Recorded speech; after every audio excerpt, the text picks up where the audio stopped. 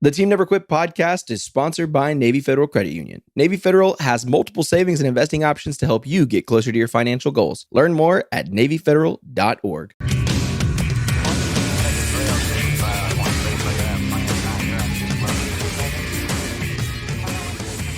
Welcome back to another episode of the Team Never Quit podcast. Marcus, Melanie, how are you guys today? Good. Blessed and unstoppable, my friend. It's raining You ready for this outside. one? It's a beautiful day. We got a great guest in Lonesome store. Dove on the TV.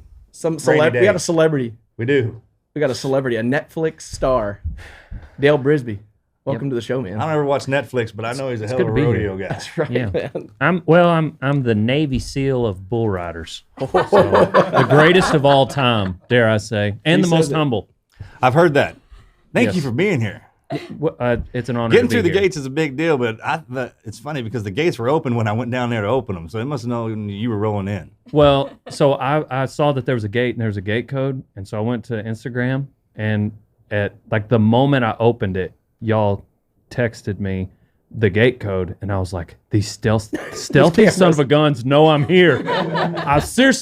I thought, I was like, there's cameras everywhere, and they know I'm here. You can't believe it. Yeah. When you rolled into the county, we got the hit. Yeah, we knew. Exactly. Actually, yesterday when you came in, we knew. Yeah. And we have David Thornberry, one of Marcus's best friends and cattle rancher extraordinaire. Yeah, we got the premier cattleman on the planet and the premier bull rider. Uh-huh. Glad to be here.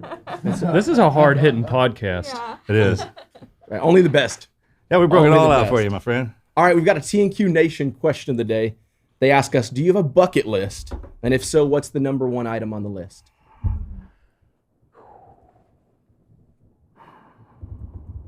Well, just know if it's bull riding, I can help you out. That thought had crossed my I'll mind. go first. I want to live until I'm 102, and then my bucket list is to just fulfill everything within that time. I really want to, that's my number, 102. You want to live to 102? I want to live to 102. That's a lot of living. I know. I want to. She lives a I lot. want to. She has great hold life. My great grandchildren and love on them and get to know Was- them and. Was it Mr. Balo that inspired that? No, it's actually my own family. I Oh, had really? my great grandparents when I was a kid, and I cherish those memories, and I still have all four of my grandparents. They're still around. Wow. So I'm very headstrong that I want to live long. That's my bucket list. That's Family. That's Yeah. a good bucket list in terms of like, well, my bucket list is I don't want to kick the bucket anytime soon. Right. So And I I guess- want to have my mind all the way through. That's it. So since I have to watch out for, I guess mine now is that I would like to be around for that with the capability of fulfilling Take my care. earthly duties. Yeah.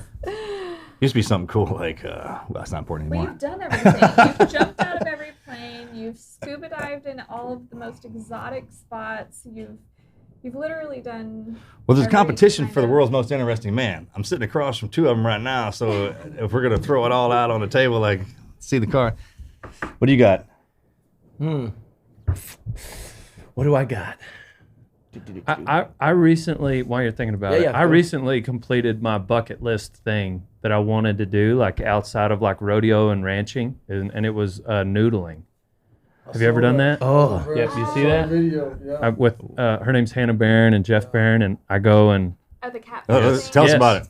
it is Because like, a lot of people don't have any. I don't know. There's country folk that don't even know what that is. well, some people call it grappling, Yeah.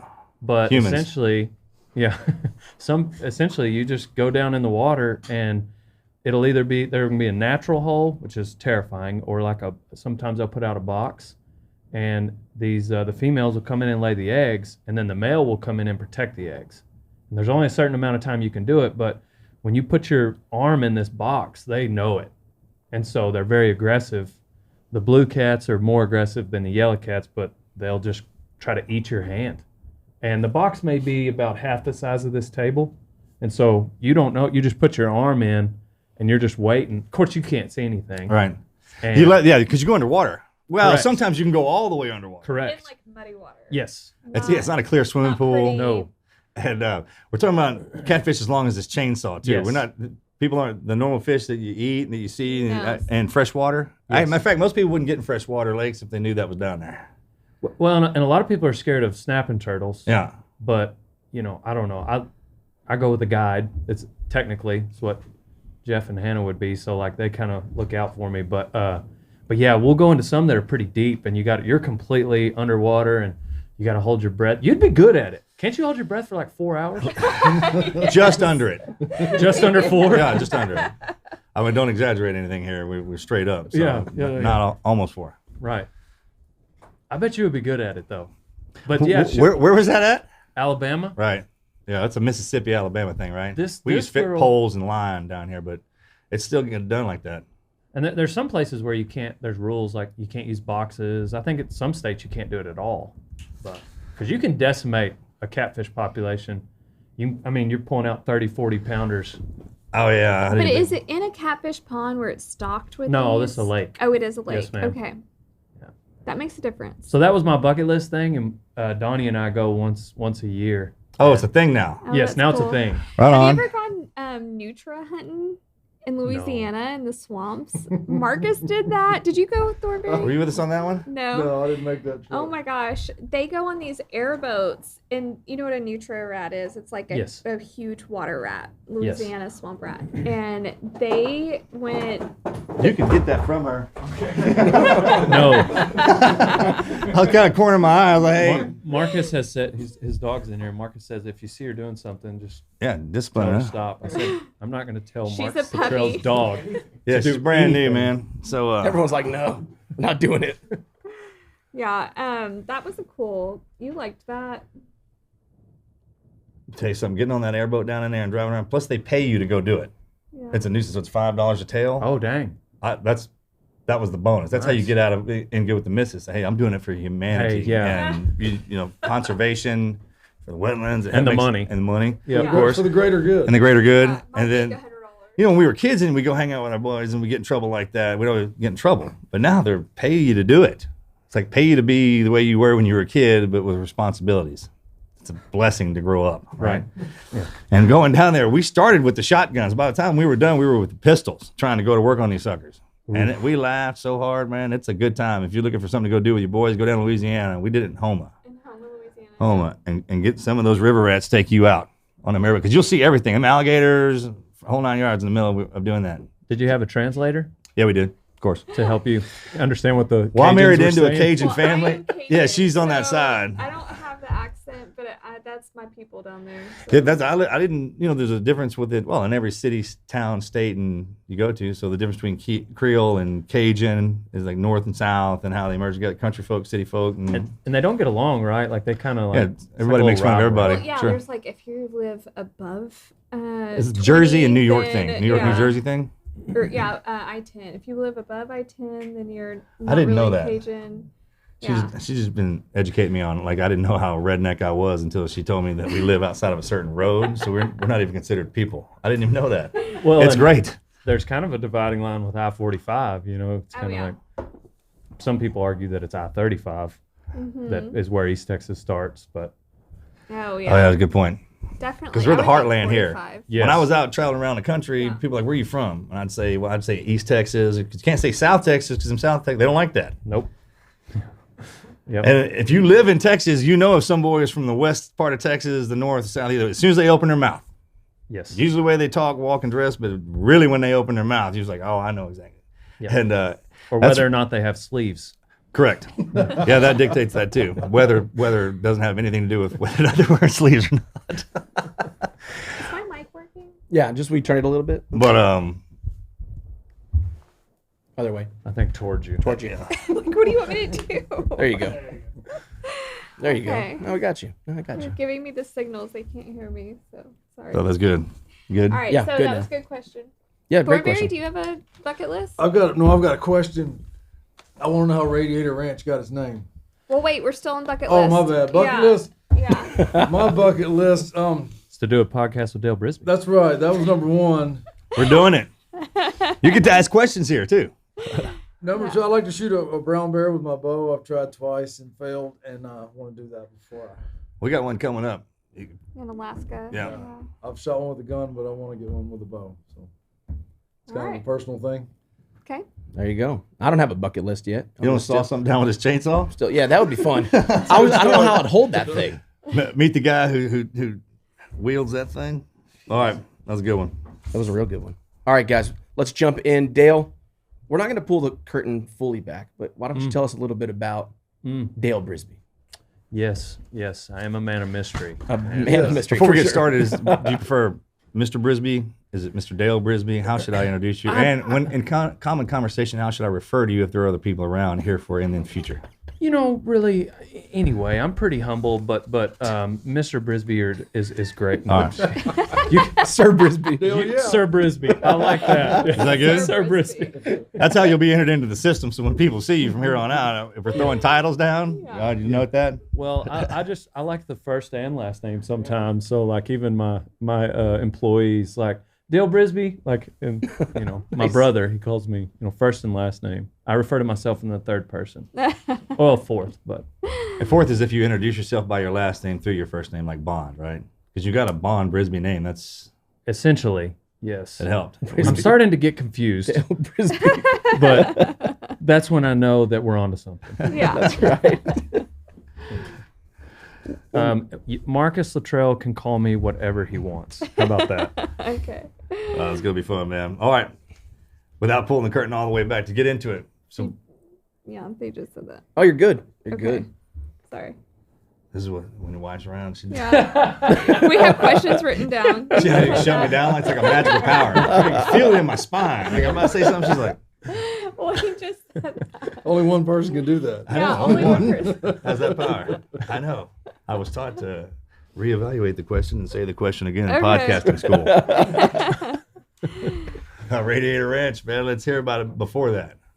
When did you start cowboying? Like, was it hard coming out, like being born rodeoing? Yeah. Because it was on me and my brother. That's the only reason I say it like that. Well, I was kind of raised in it. My old man, he was like kind of like mixed between Woodrow F. Call and John Wayne, and he was a roughie.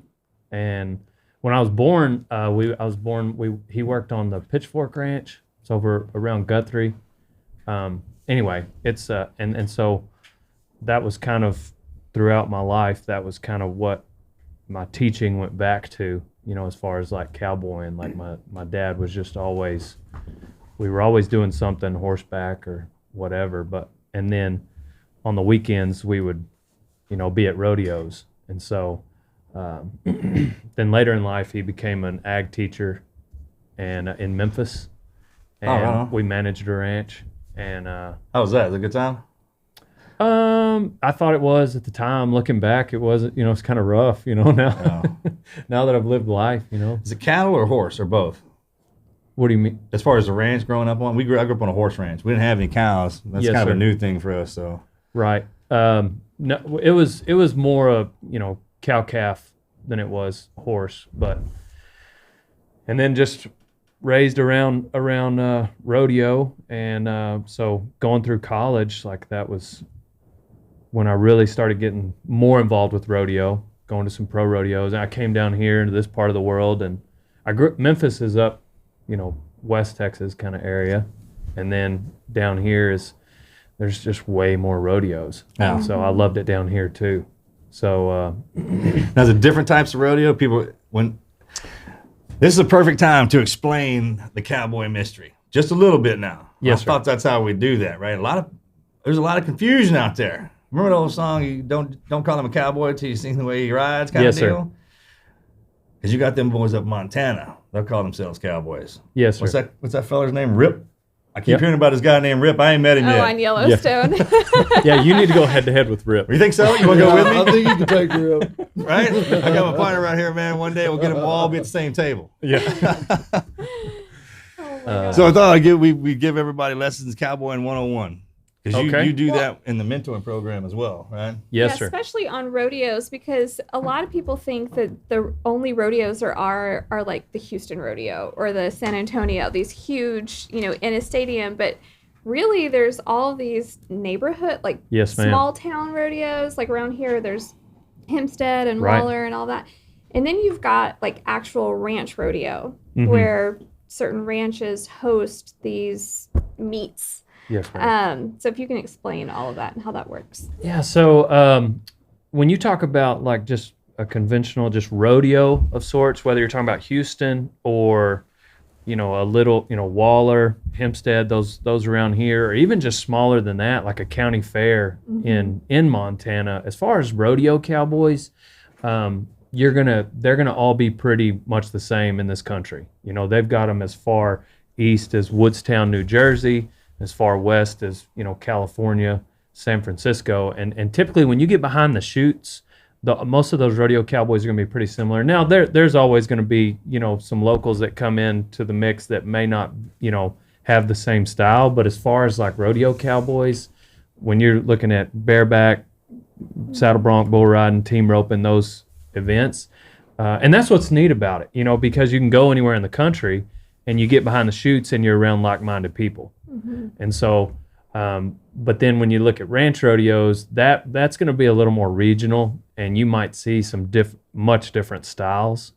But there's cowboys everywhere. There's some places because of the country, like the grass, where you might be able to find more of them just because it's more cow country, quote unquote. But essentially, what I've found over the last 5, 8, 10 years doing, being on social media is there's a large interest in not only ranching, but rodeo. And that's where the Netflix show that we were talking about earlier came from was, a lot of these networks are looking for a road cowboy show because, Chris Ledoux had a song, You Just Can't See Us From the Road, and Snapchat has now changed that.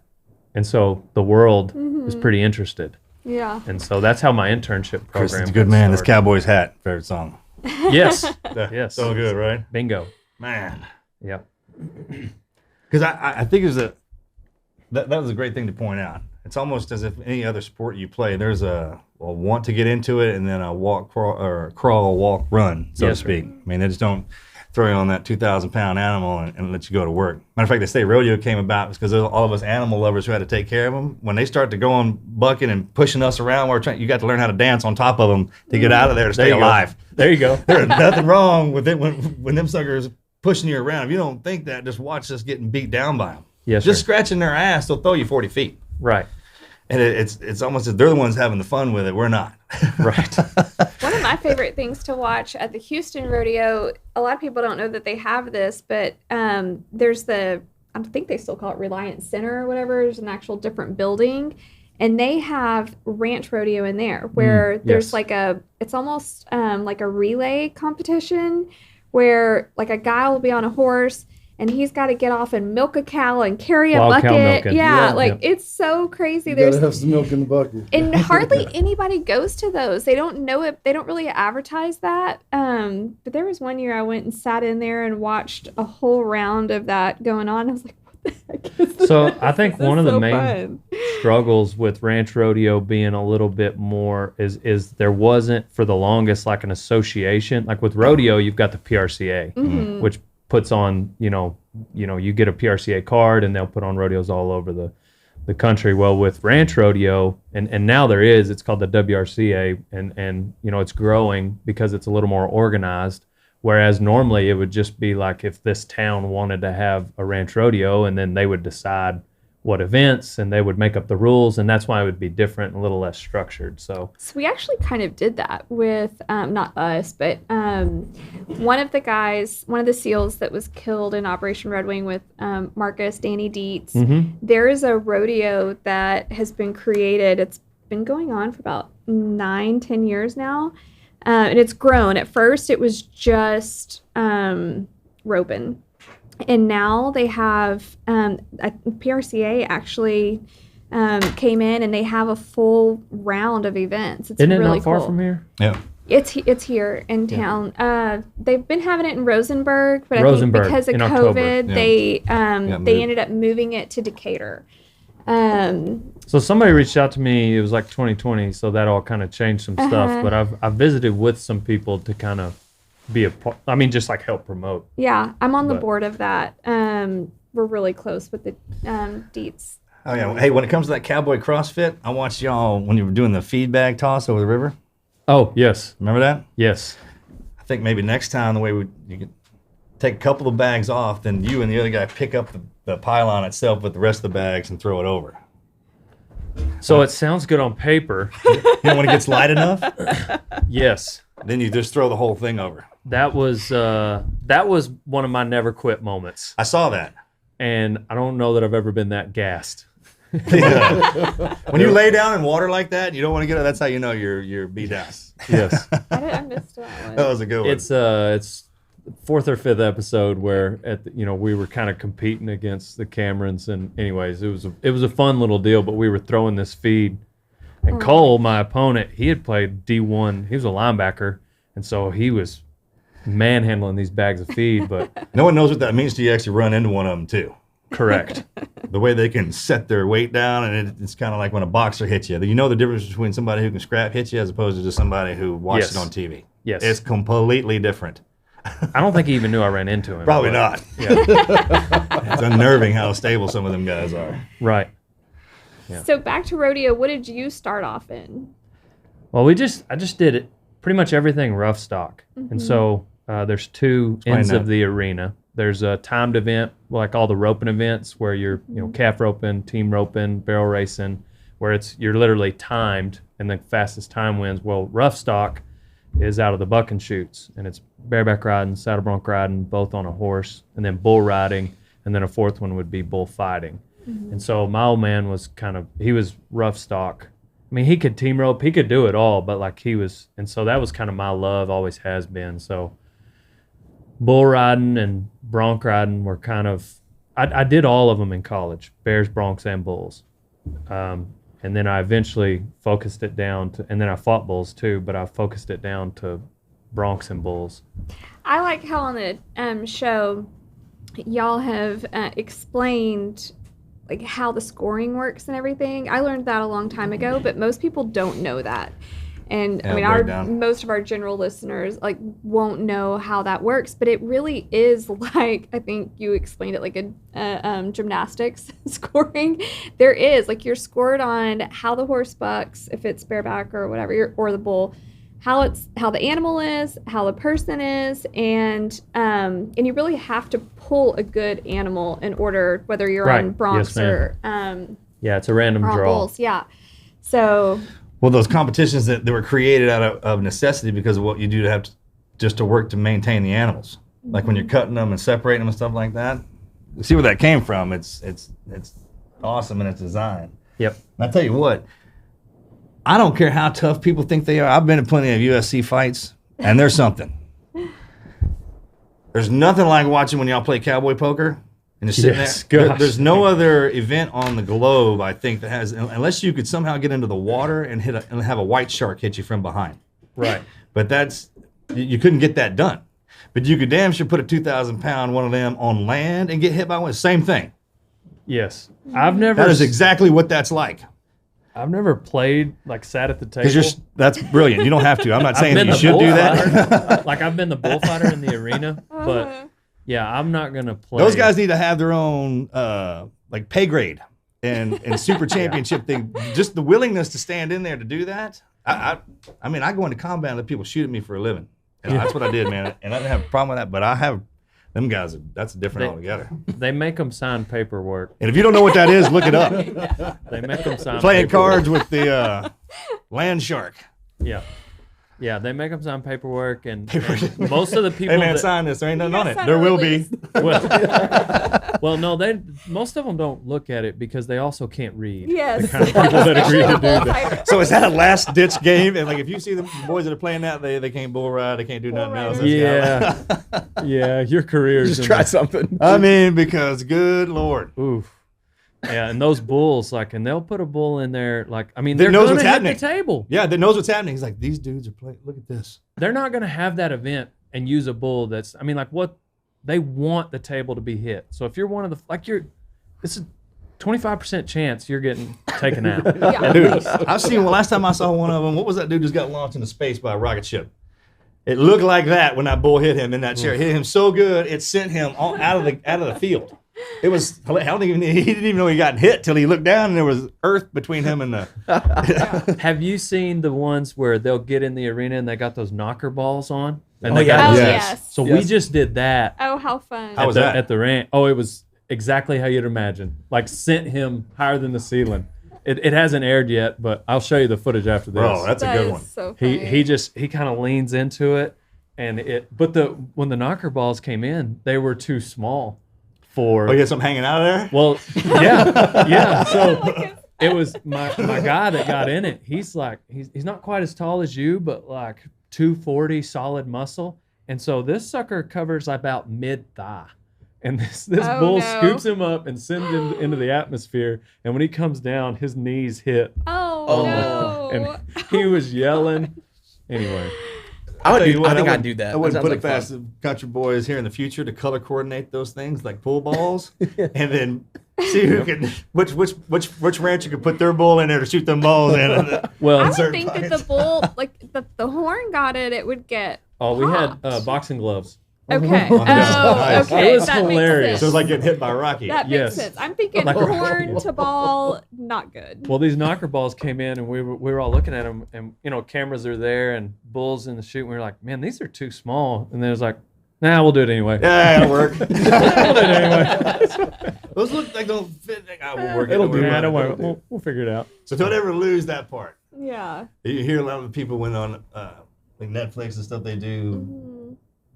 I've heard them say, it's like now it takes $900,000 to get a set of boxing gloves on that bull's horn. And back in the day, just walk up there and put it. Don't lose that spice, man. That's the best part about Yes, that. sir. You know what I mean? Uh, That rodeo. I don't think you ever could because your life's a rodeo, right? Absolutely. For sure. Absolutely. No, I'm glad to hear you say that. Another thing that a lot of people don't understand with rodeos is that you actually, in order to get to the finals, you have to have completed a certain amount. It's kind of like running a marathon or whatever. You have to have made it through a certain amount of marathons in order to get to like Boston or something like that. It's the same with rodeos. You have to have completed a certain amount in order for you to even qualify for the big ones like Houston, or you can't just enter it. A lot of people think, Right. oh, I can do that. I can enter that, but you can't. There's a system to it. And What really happens with a lot of rodeo cowboys is kind of the opposite. So you got to be in the top 15 in the world. Is that what it is? It's gone, but it's to based be off on a of- circuit? yeah. to make it to the NFR, which is our Super Bowl. Yeah. They take 15 per event, and essentially, what you'll have is people go to. They actually limit how many you can go to, because there'll be some guys and they call, are you going to qualify this one? Are you going to? So it might be in the bronc riding, for instance, 75 rodeos or something. Well, he may go to 106 or 10, and so he's got to choose which 75 he's going to count. So essentially, what they do is it's kind of like they try to make it, which I don't know. I feel like let a guy go if he wants to go, but you've got these rodeo cowboys that they want to go. So that as far as the minimum, it's more often guys trying to go too much. But rodeo is the epitome of freedom, and I Yeah. feel like there's no, outside of maybe someone in the military, like I just don't know another profession where you would find someone who appreciates that freedom more. Yeah. Oh, you can't half-ass that sport. Like That- somebody tells you they do that, there's a whole list of accolades that go with it. Absolutely. I mean, the reputation and all. That's why we have those titles, and some of them boys can throw that out, and you can see some of them, they'll say that, and they're like, yeah. Right. And then the ones that do, that life in itself, very, Yes, very sir. difficult. And you have to work your ass off. I mean, it's constant training. You can't just get on a bull or get on a bronc. You have to train, or roping, whatever you're doing. It's a lot of training that goes into it. And some people will just get on. Make a And fool of themselves. I think, like people come into our program, the internship program, and Yeah, talk about that. it's, they watch our videos and they'll message me, and that's where the idea of the show came from. It's like I'm getting messages 20, 30, 50 a day, like, hey, how do I become a cowboy? How do I become a So you're pro already doing bull this, rider? and they just threw cameras on top of you. Correct. 100%. you were that's doing perfect. it on social media. That was Yes. It was already a thing. So I was curious as to how Radiator Ranch correlates with the rodeo life. You just smashed those together, and it became a college, right? Exactly. So we have 9 interns now, and I'd have more if I had housing to put them somewhere, but I live in a small town, and Eden. North Carolina, Montana, California, Missouri, Tennessee. They come from all over the country. And it's people that just may not have an opportunity to get horseback or ride a bull. And so they'll come to my house where I've got all those things. And I've got, a working knowledge of how to do each one of them. And so they work in the warehouse, but then, and on the ranch. And then 2 or 3 o'clock in the afternoon, a couple times a week, we'll cut out and go do, have a bull riding practice. Oh, how fun. And then some of them there might just be there just to learn to ride a horse. So while we're bucking bulls, there'll be a couple people riding horses. And so That's brilliant. That's a brilliant teaching way. It's old school too.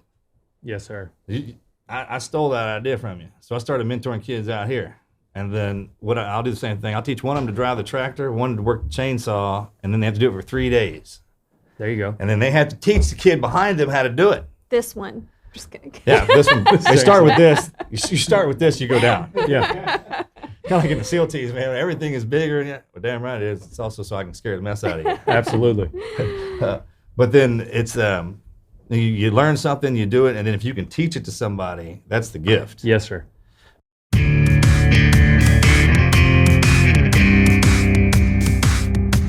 Let's take a second to thank our sponsors over at 10,000. 10,000 is making the highest quality, best fitting, and most comfortable training shorts on the planet. I've been wearing their tactical shorts and their interval shorts. They are the perfect shorts for really any workout. They are the ultimate combination of durability, mobility, and versatility. And for me, I'm going straight from work to the gym, which means I got a lot of stuff in my pockets. I tend to change when I get there. And so I've got my phone, I got my keys, I got my wallet, whatever. And it tends to jingle around in other shorts. But because they've got the zipper pockets, it's nice and secure. I don't have to worry about it falling out. I don't have to worry about losing my phone, losing my keys while I'm trying to work out. I don't have to worry about keeping up with it while I'm at the gym. I'm also a huge fan of the waistband. I don't know about you guys, but if you've ever worn some workout shorts and you're doing box jumps or squats and the shorts tend to kind of ride up or down, it's not a good sight. I like to wear these shorts because they've got a waistband that's going to stay in place. They stay where they're supposed to, whatever you're throwing at it, whether you're rucking and your backpack's kind of hit it. It's amazing. These shorts were developed and tested with over 50 special ops members who put it to the test. They swam, they rucked, they lifted, they just all around beat it up, producing the holy grail of tough workout shorts. When there's things that you're going to buy and you want them to hold up and last forever, I can't think of a better squad than Navy SEALs and Special Ops designing it for you. The interval short is the most versatile style, perfect for your gym days, spinning, short runs, hit, backyard workouts, whatever you want to throw at them. They both have great features like permanent anti-odor protection. You're not going to be stinky when you come back to the office. An optional liner that is very comfortable, prevents chafing, 4-way stretch and breathable, and lightweight shell fabric. And the brand believes in being better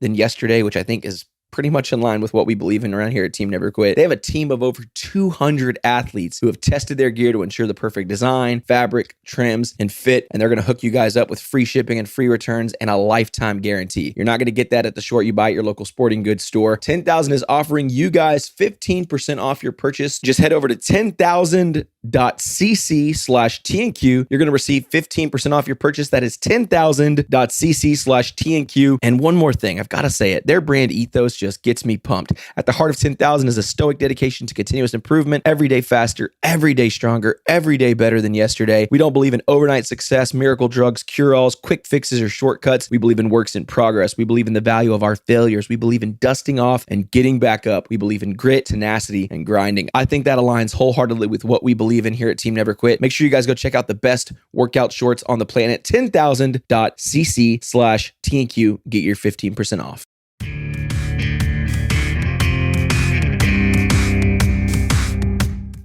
I don't know what it is. I have kids now. So when I stepped into that father role, man, it's almost as if, like, I'll tell them to do something in which I think is a magnificent way to do it. And not only that, explain it. Yes. And they look at me like I have something not only growing this way, but it goes out the other side, right? But then my buddy he'll be sitting right there beside me. And he'll say the same damn thing I did. And they're like, divine. Yes. You know what I mean? It's like, Divine. whoa. What? Yeah. What is that? That's the funny part. Yes. That'll always be there. That's life in itself, kind of being, you It's always have to tone. work. Yeah. It's tone. Well, there's some sort of block with, and I had it too, like when I was growing up, but then I was a quarterback and I came back from this quarterback camp at Hardin-Simmons, and I was in two-a-days, and my old man was like, hey, you're throwing the ball. And he explained to me, and he was a cowboy and he had played football, but he explained to me how I needed to throw this ball, and it was the exact same way this head coach at Hardin Simmons had said it. And that from that moment on, I remember I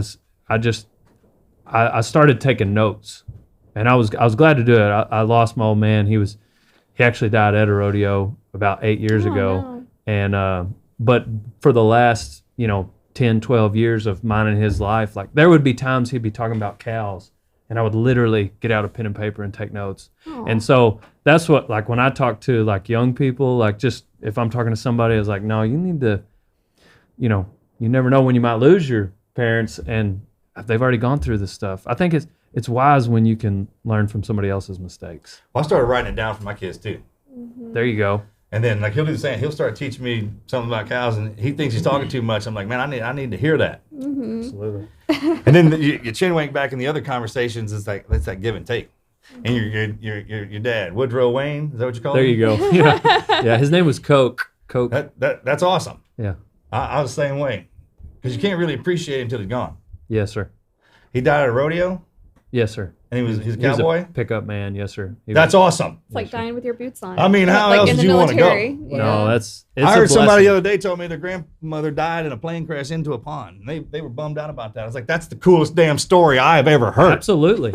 I think how you If you're die going to roll matters. out of here, how do you want to do it? Well, she was flying it. And that's even better. Yeah, she was flying That- the airplane. Yeah. You hear that? I agree. She was flying it. She was flying it. Yeah, she was flying Come the on. airplane. Me Yeah. and my brother, you ever seen Secondhand Lions? Yes. When we go out, it's me and this whole crew, man, helicopter upside Yep. down through the barn. Love it. Write it down. I think how you die My great matters. grandkids will be Yeah. like, what the hell? How many are in there? All of them. All of them. That's why whenever I'm driving, like I keep my phone in my pocket, because like of all the things that I've done in my life, I would hate for that to be the thing that took me out. Yeah. Like, Oh, I don't do that, yeah. I think it matters. And I'm not trying to preach about texting and driving. Yeah. I'm just saying, Right, like go ahead. the point is like Yeah, I do it all the my time. old man died, on a horse in Helotes, Texas, and while he was picking up, and how much peace that brings me when I think about his 55 years. It's just like, man, that's cool. Yeah, you know? because you wouldn't want him to die like in a hospital bed with a ventilator or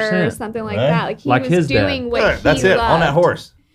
That's what 100%. everybody in that Chris Ledoux song. He's like, hey Tex, where'd you park your horse? Yes. The line should have been right by yours, Yes, sir. Iron Man. Yes, sir. You know what I'm talking about? Because this is how it started.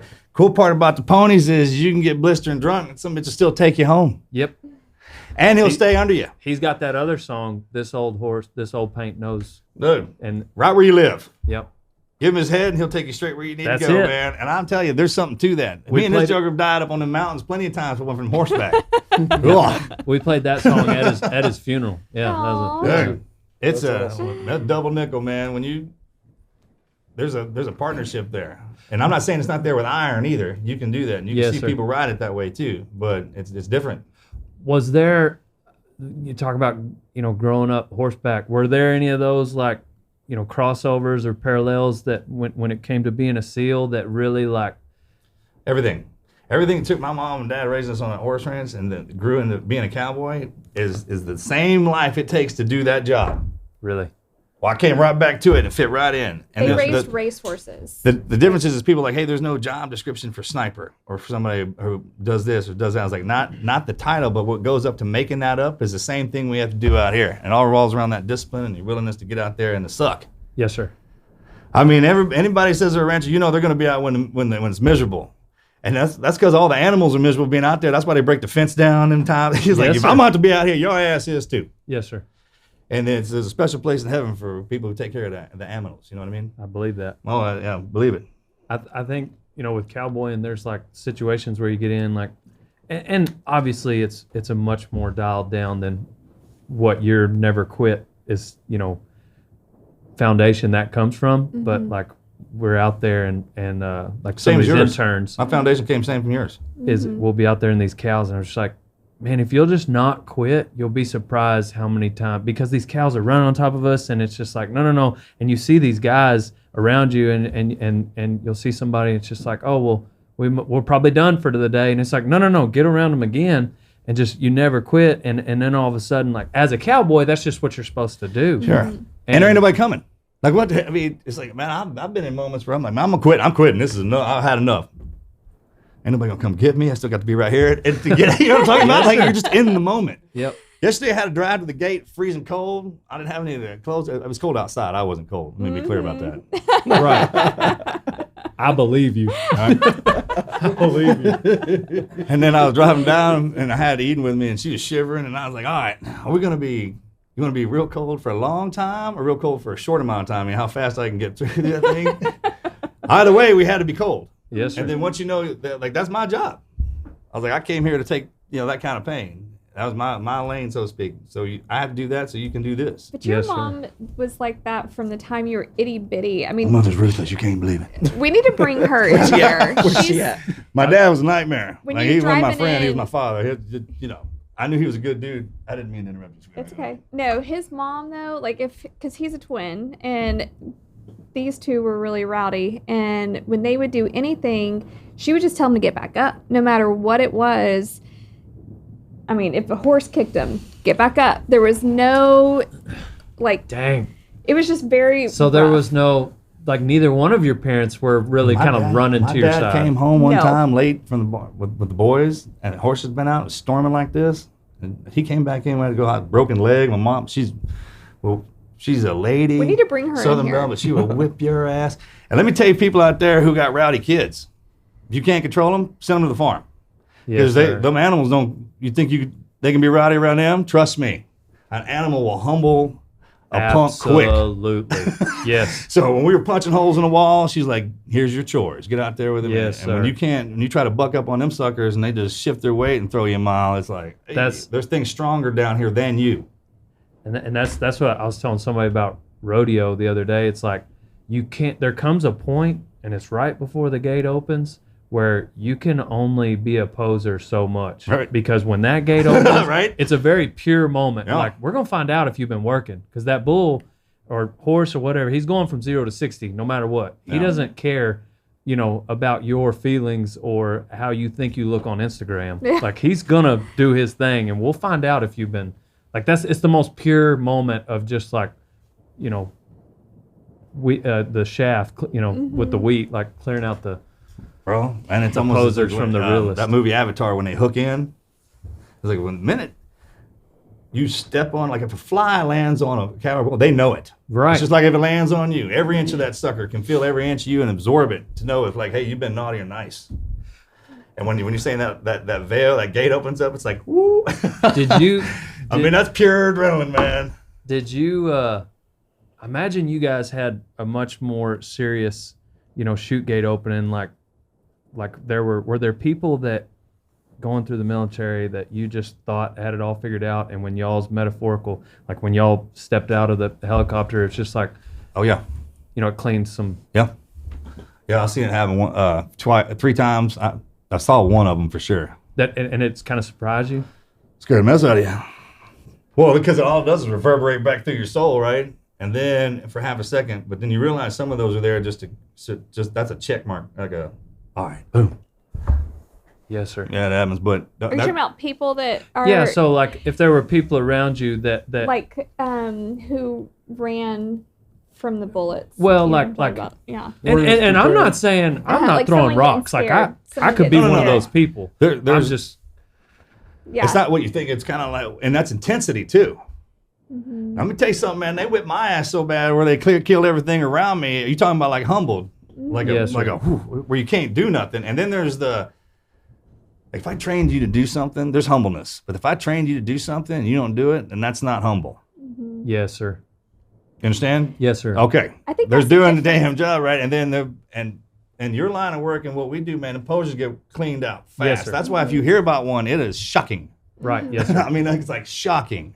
I've only heard of, like I said, a few. I've only seen one of them. Right. But I could see a real similarity. Bull riding is one, but like bullfighting. Yeah, of course. Because like that's literally a thing where there's a wreck happening, and as a bullfighter, you have to go in Crazy, right? between the Yeah. bull rider and the bull and prevent that wreck. And so like you can't really fake being a bullfighter. Either your feet move or they go that way or they go that way. Yeah. And I would think that and you might have some training in that, or you think you do, and then when you get to that moment, like your feet just don't move, and turns out you don't have the stones to do that. Yeah, feet you know? don't fail me now. You know, most of those clever sayings probably come from them road like Mr. Coffee.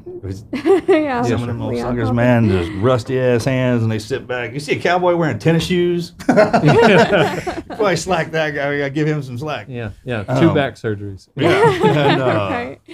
there's Are you talking about Leon Coffee? Uh-huh. Good people. there's Yeah. something about them Real good rodeo people. boys and clowns, right? That I think the bull in itself can see that wildness in their freaking eyes. Mm. That's a calling. I don't think you just sign up to be one of them. I mean, you sign up to be a Navy SEAL, you damn sure just don't roll in to be a freaking rodeo clown. Yeah, sure. Well, and with the SEAL Or teams, stunt man, get fired out of a cannon. Not that job though. That's completely different. Them suckers are put here special, I think, just to protect cowboys. Yes, sir. Has to be, right? yeah, I think the rodeo guys and the special forces guys have a lot in common with like determination and grit and the toughness and all of that. The main difference is the structure and the training is there's no, like you were talking about how in the rodeo some people will just sign up and go, where the amount of training that they do in the teams, and they're weeded, all the weak links are weeded out. Yes, ma'am. And it's peer, most of it is That's really peer good, yeah. evaluation. Right. It's not always the instructor saying you can't make this, because they have all of the physical capabilities of doing it. It's the peers saying he will let me down. Yes. And I And- could see that 100%. I guess, my question was my college roommate, he was a bareback rider, and we rodeoed together, but he was a Marine, and he got out of boot camp, and he's sitting in the airport on 9/11. And so he was, I think he was one of the first ones in Iraq. And so he's, and 1,000%, you can speak to this better than I can, but, they step off the back of that Amtrak for the first firefight, and it's everyone's first firefight. Yeah. There was just no one. So all you guys like experienced it for the first time. And so I guess that's where the question, me thinking about Yeah. first time, like even your CO, Mhm. like he's just not been, maybe hung around. Oh, But- it's completely different. In the SEAL teams, I know it's exactly what different. you're talking Yeah. about. But by the That moment time some of the stuff you went in, like you're going in there, these guys, they've all through, y'all, Yeah. Right. Well, even in their training in the SEAL teams, they use live fire. They shoot at us. So- we're talking about, we're in the butt when we're guarding gotcha. each So other's you targets. guys y'all have So, another well, here's the layer. deal. Is like Yeah. you kind of get an idea about that. Mhm. It's kind of like watching the videos on SEAL training or watching somebody bull ride Absolutely. and then actually getting out there and doing it. Yeah. And I'll never, you talking about the first time I ever got shot at, I remember it. Mhm. You're Yes, damn sir. right. It was different. What was going through your head? What is happening? Because when the bullets are flying past you, that's what sounds like that bullwhip cracking. That'll get Yes, closer, sir. right? But when it's personal, you know it. Yes, Like sir. first time someone was trying to shoot at me to kill me, I was like, okay, all right. And then you never forget it. Yes, sir. So immediately when you know people always like, hey man, that war face you guys terrified. I was like, mine's my scared face, okay? My scared face looks like I just had to make it look freaking mean, all right? And I've had to show it so many times, it's not even funny, bro. Even after I had my ass whipped on the mountain and I came back and the first gunfight I got in again, I never forget we got back to camp. And the new guy was like, hey man, you took a knee, I was scared to death, I saw you up there, everything was cool. I was like, keep thinking that. Because when I first got back, I was like, what am I doing back here? Yeah. This madness. And then What am I doing back Yeah, why did I come back here? This madness, I had to deal with this. And then sure enough, but you get back up, you look around, and just like with your buddies, man. Mhm. Like Cowboy creates a team environment where you depend on them dudes to save your life. They're Yes, from all sir. walks of life. Most people don't even care about them. Don't even know their names. Yes, sir. I've known guys my whole life. I didn't even know their damn name. Yes, Somebody sir. would say, I'm like, who are you talking about? They just know nicknames. And I'm like, oh, Yeah. all right. And I mean, if you ran stuff like a buds training, Mhm. right? Like that's what you do. You mentor kids. It's just that everyone looks at what they're training in is what they're supposed to learn. But what it teaches you is completely different. Like getting on that bull and just getting the moxie to get in there and do that Absolutely. teaches you something about yourself that we don't talk about. You don't write it down. It doesn't even talk. They don't even say it Yes, sir. because it's different for everybody. It's like that lesson is different for everybody. The scare, the happy, the laugh. Like, I mean, I was laughing so hard in chaos. What is that bad? Well, that's freaking weird. You know what I mean? But then it kept happening. So you're like, all right, well, then I was designed for this because I don't have a problem being in it. Now, if you're constantly on the edge and terrified and not anxious, because those are different. Fear and anxiousness are different. Like once you get good enough to know you're supposed to be on that horse, and you can go out there and do it, buck or not. You have to be real about the danger, but then there's I think you had said, is it a difference in fear and afraid? Anxiousness and fear, and they run off the same gland. It's like people come in and like, hey man, is that dangerous? Nah, you're gonna become like, it's the most dangerous damn thing you're ever gonna get into. Right. That's why I do it. You know what I mean? Like when we go into the SEAL teams, like, hell no, yeah, I'll kill you. Absolutely.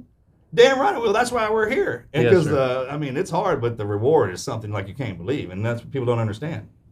If you haven't actually been into mayhem, let it touch you, and that's what you do every day on a ranch. Chaos. If you haven't let that touch you, then you haven't been changed. You're just sitting around here idling by. Everybody wears one of these. That's why there's a difference between a crown and a baseball cap. Yes, sir. You got that? Oh, the animals give you that.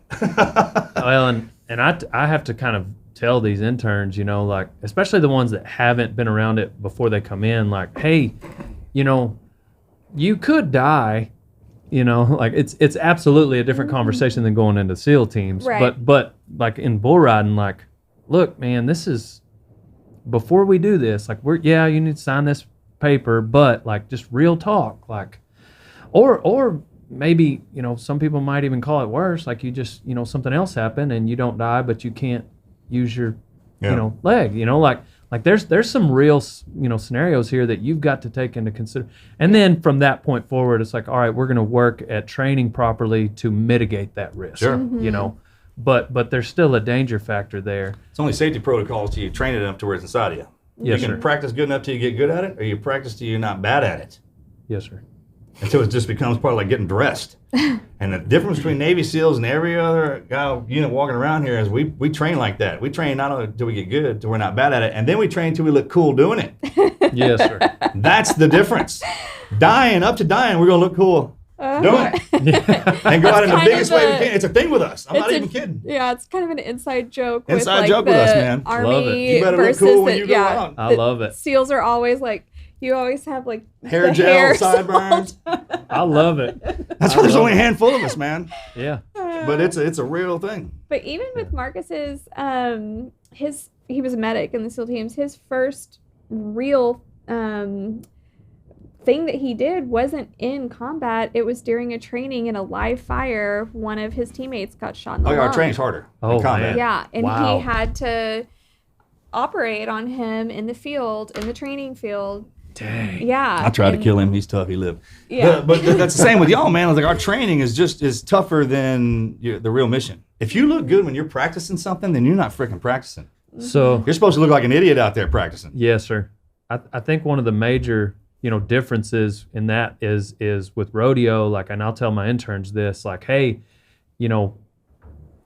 obviously I'm not going to let you even get on if you're not training to a certain level. But on the other hand, as a rodeo cowboy, you are your own boss. We don't have a drill instructor. Like, I'm not going to, show up and wake you up in the morning. Like, I don't like waking people up, like, so with rodeo cowboys, like, you've got to be very self-motivated to train and get ready. And that's why I say, like, we'll find out when the gate opens, if you have or you haven't. You can look cool up to that moment, but that right there, you're going to get purified.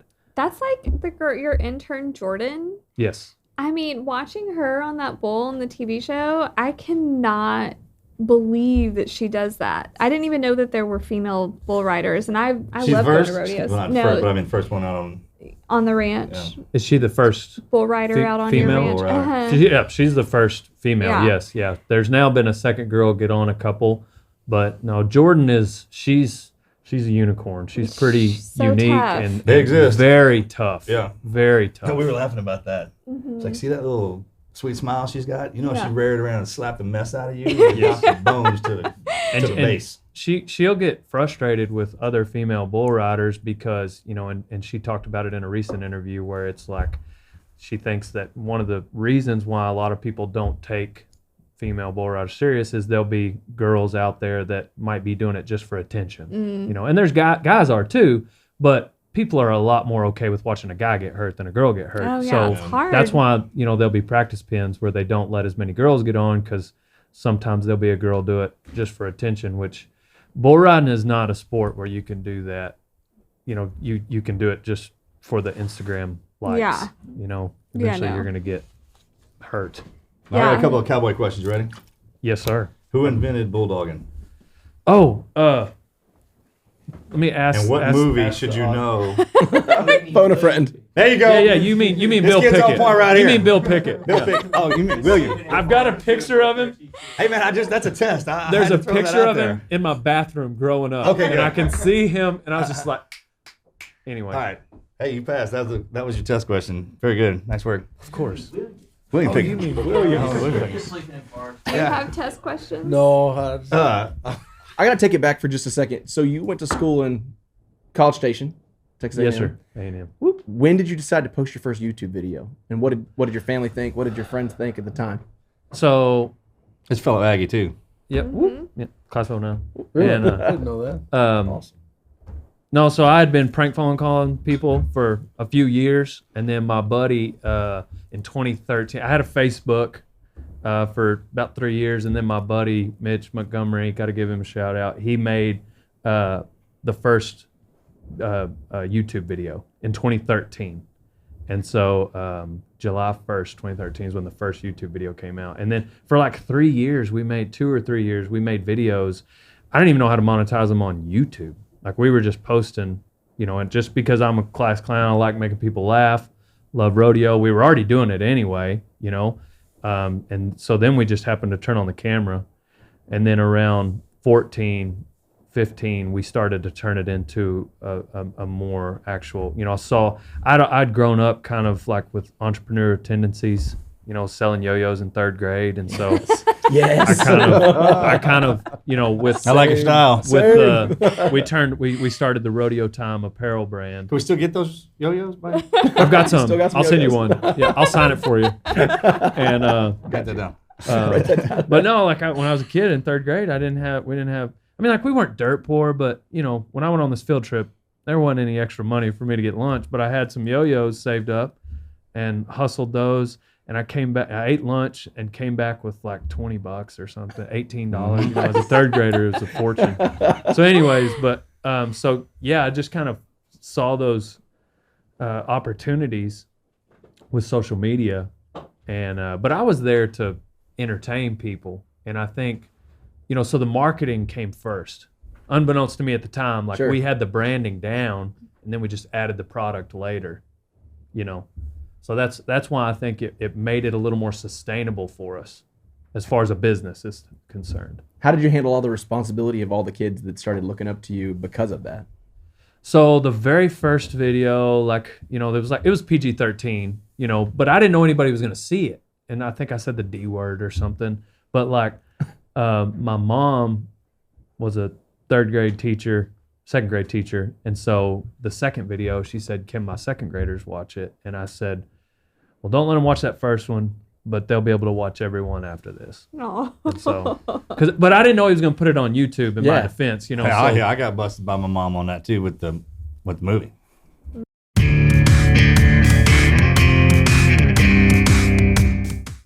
Let's take a second to thank our sponsors over at Purple Mattress. It's funny, guys. There are a lot of gimmicks out there that promise a great night's sleep. I don't care what kind of toppers there are, how heavy a blanket might be. It's lipstick on a pig. If you're sleeping on a terrible mattress, your sleep's going to be terrible. It's that simple, and that is why we recommend sleeping on a Purple mattress. Now, I finally got my Purple mattress, and it is a dream come true. I'm not even kidding. I bought a really expensive mattress when I moved into the new house, and I thought, okay, yeah, this will do. This will be great. And I thought it was a good mattress, actually. I was sleeping better. I was doing all right. But when I put my Purple mattress down, that Gel Flex grid is game changer. And that is the only company, Purple is the only company that has the Gel Flex grid. It is a super stretchy, ultra squishy material that adapts and flexes around pressure points, and it doesn't retain heat. And for me, that is a big, big deal. Staying cool at night. The Gel Flex grid is amazingly supportive for your back, your legs, all while cushioning your shoulders, your neck, your hips, no matter how you sleep. I'm kind of a side/stomach sleeper. I don't know. I kind of just roll all over the place. And unlike memory foam, which remembers everything. Thanks to the Gel Flex Grid, Purple mattresses bounce back as you move and shift. You'll never have that I'm stuck feeling people get with memory foam. One of the first things I did when I got the mattress is I jumped on it to see, how it would sink and how it moved. No, that thing is supportive. It is nice. It's got just enough comfiness, softness, but it's got enough support to kind of keep you supported in all the areas you need to be supported. Try a Purple mattress risk-free with free shipping and returns. Financing is even available. So if it is time to get rid of that old, outdated mattress, the one that has a shape of you when you get up, then check out Purple mattress. Getting a great night's sleep starts with having a great mattress. So get a Purple mattress. Go to purple.com/TNQ. Use our code TNQ. For a limited time, you can get 10% off any order of $200 or more. That's purple.com/TNQ, code TNQ. You're going to get 10% off any order of $200 or more. Purple.com/TNQ, promo code TNQ. Terms apply.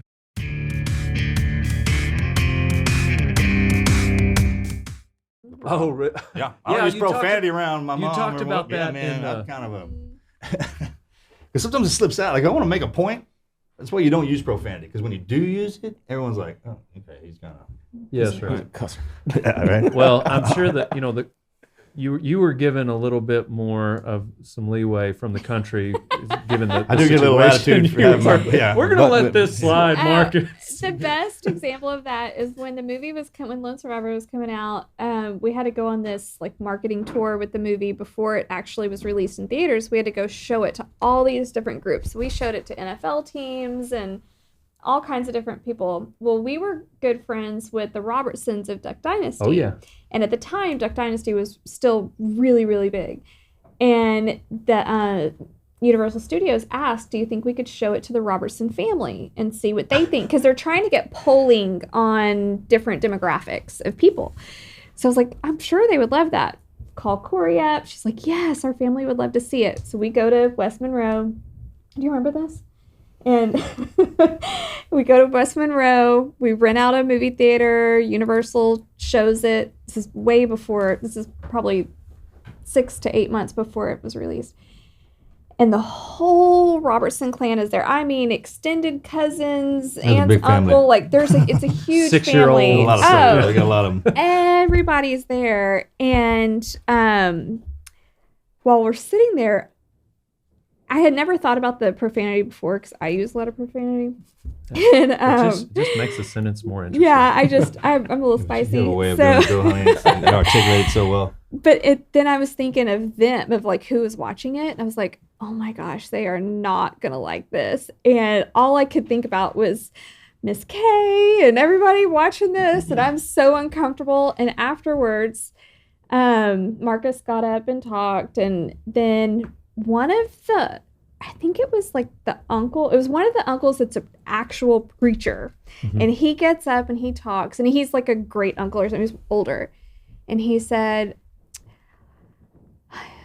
I am okay with this profanity because I've been in these situations when I was in whatever war he was in, Vietnam or whatever. 100%. And he said, and sometimes those words just have to be said. I was like, Yes. hey, man, I am moment, when I'm fighting, and- not to do it on, it's And I really was like, different. oh. Hopefully it's yeah, right? Wouldn't you want it that way? I was like, 100%. You know, I thought, you know. in the buck, not to, just because we're talking about it, but like rodeo, like my dad would say, especially bareback riding, you really got to go. And my dad would say, like, when you're in that chute, you got to go somewhere where your mother doesn't recognize you, and so like there may be the culture of that might bring some, I'm 100% am not offended by it. Like, I don't use That it in my made me videos. feel better when the Robertson family signed off on 100%. it saying, okay, there are times for some foul language. All right, so if I was to the young ones out there, trained to be a cowboy, I got a couple of questions. Ready? Yep. All Yes, sir. Are the hats seasonal, and when do you change them? Ooh, good question. Yes, and it depends. So Easter, right? They, Is it like they white say, pants on? Like correct. Labor Day. Yeah. But they say Easter and Labor months Day. that end in R, you're supposed to use a felt. But really in Texas, I mean, it could be 90 degrees today. It could be 6 degrees tomorrow. Right. So I think Texans get a little more leeway. He We get a likes lot of his- latitude. he likes Wouldn't his you straw think? hat. I Yeah. think so. Yeah, Like it's you- whatever's comfortable for you. Especially down here. Like Referring y'all to my shoot. man over here. Is that true? That's true. Yeah. Okay. Hey, All right. Good well, answer. Next here's the- question. Oh, you got something else? I just got to Caveat. say, you can give someone a hard time unless it's January and they are Marcus Luttrell. Let them wear whatever straw hat. I'll use some profanity. Whatever hat they want to use. Yeah. I was working the chainsaw. Let it be known. You got to pick and choose your battles there. That's not one I'm gonna. All right. No. As a proper cowboy, how do you keep your hat from flying off your head while you're riding your horse? And is that a thing? So that Seen those great westerns, Stampede Tombstone, when the string? boys are when they're hauling ass on the horse's hat nowhere. It's right there on their Yeah. head. Why is that? you gotta keep your crash helmet on. You gotta keep that rascal pulled down, and like it's go time when those ears crunch down like this. Yeah. But usually you can take the hat band, bend Okay. it out, Yeah. and then it'll kind of like Oh, like a create helmet. some- and Like a then locker. and then it'll lock it in there. And then the ears, what, those are like parking brakes? When you stick the sucker down there? If you punch the top out with the top of your head, and then your ears are crunched down, it's Okay, time to fight. That's when I asked my dad the same question. I was like, how do you get your hat flying? He smashed the top of my hat down on my head. And, He knows. Yeah. Like, hat's a big deal for cowboys. That's why they're funny about you touching them and when they lose them and stuff like this. A couple things you don't touch. Black woman's hair, cowboy hat on the dude's head. Because after a while, man, this thing gets to your head. And the way the wind blows, it knows. Yes, sir. Mm-hmm. You get it. Right? You get it. I know, I get it. I'm asking you. We're teaching these young ones. Next question. It sounds like you can teach them. Can I continue with Question. my hat down like this? Question. Yeah, you look That's great. awesome. Question. Does it bother your ears after a while, or how long can your There ears you take it? That's my No, these ears can take it. Proper jean attire.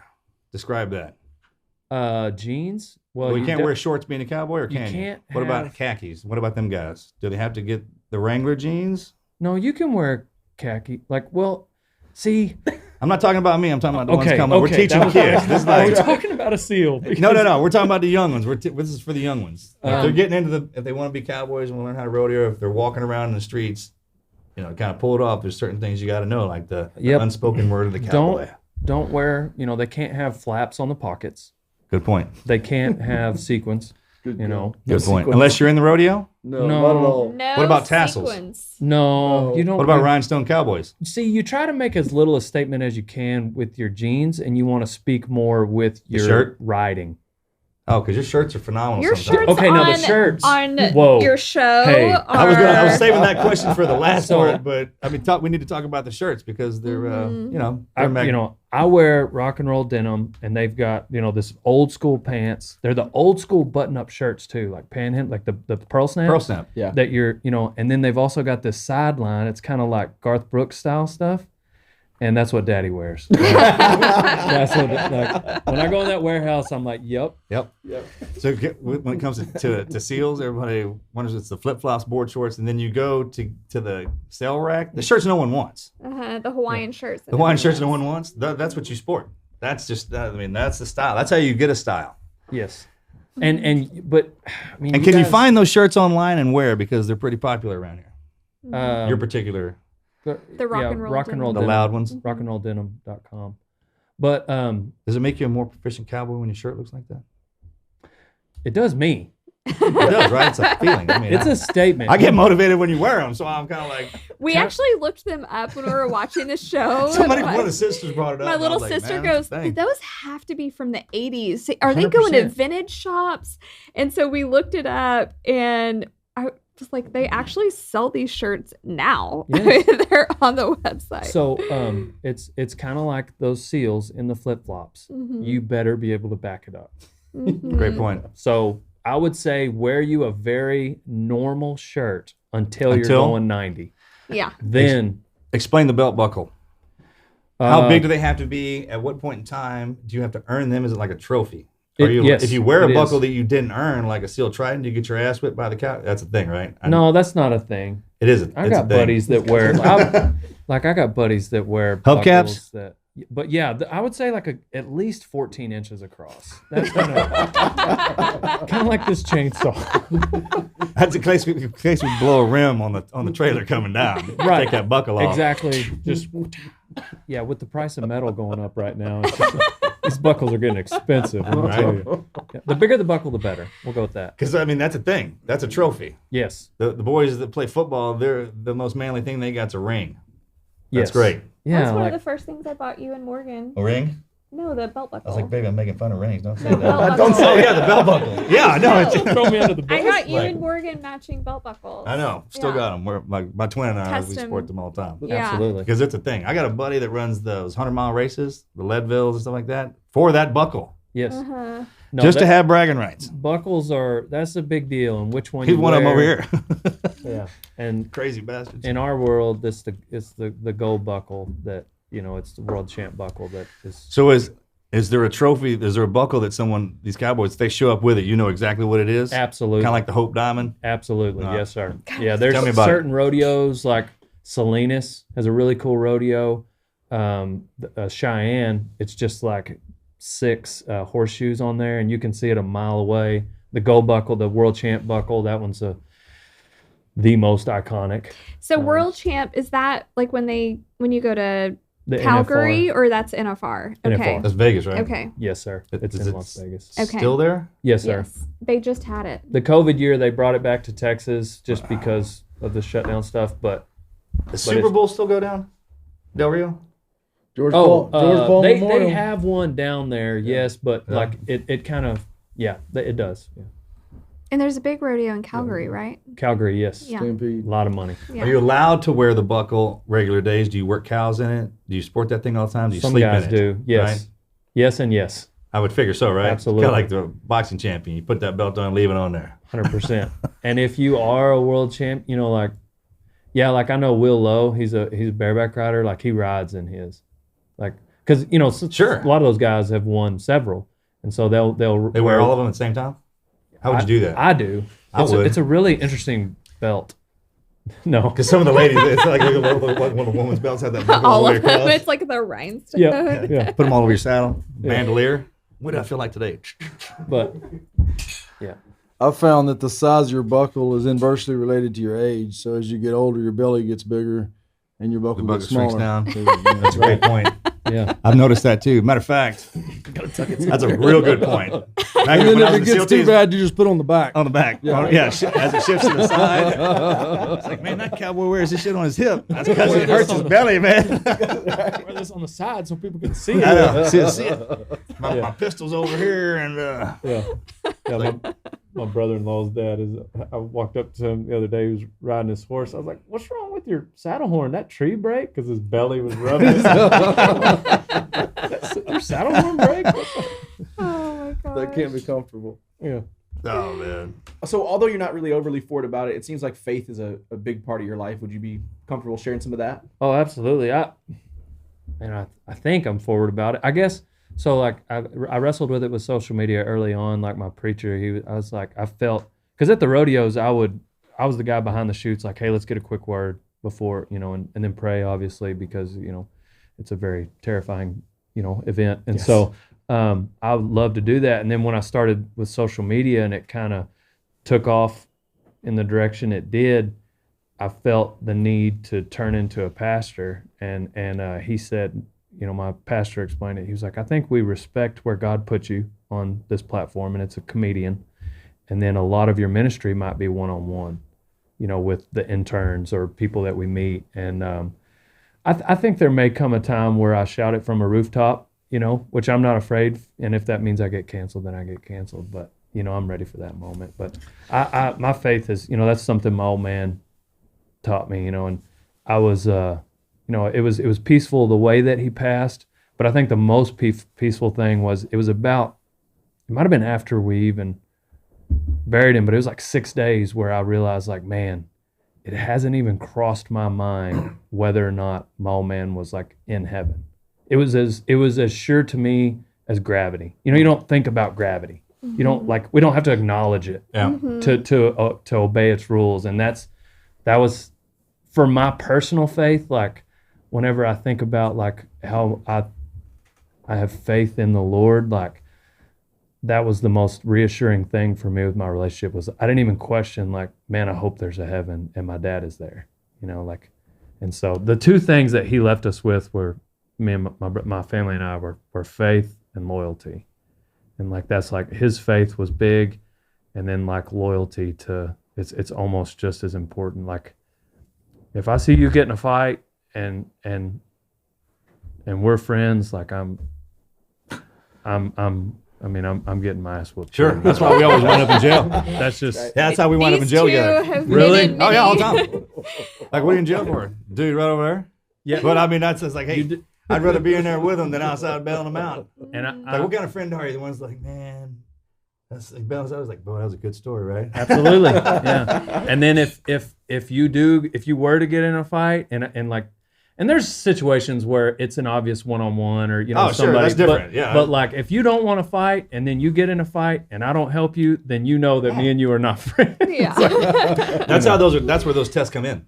Yes, That's where that happens for us in those moments. yes, sir. These two And have seen lots of that. 100%. Well, girl. Y'all were literally in jail next, like All was the this- time. In fights. Man. I mean, you can't together. imagine. We So had y'all some- have known each other a long time. Yes. since we were boys. There's a whole crew of us running around there. It's pretty comical. What And these two can fight. Mhm. See, you don't, I- you don't want to Yeah. be I don't crossed. know. See what rusty ass hands you got on the end of them wrist? See, It would hit you with you. You feel like a lightning bolt going through your heart.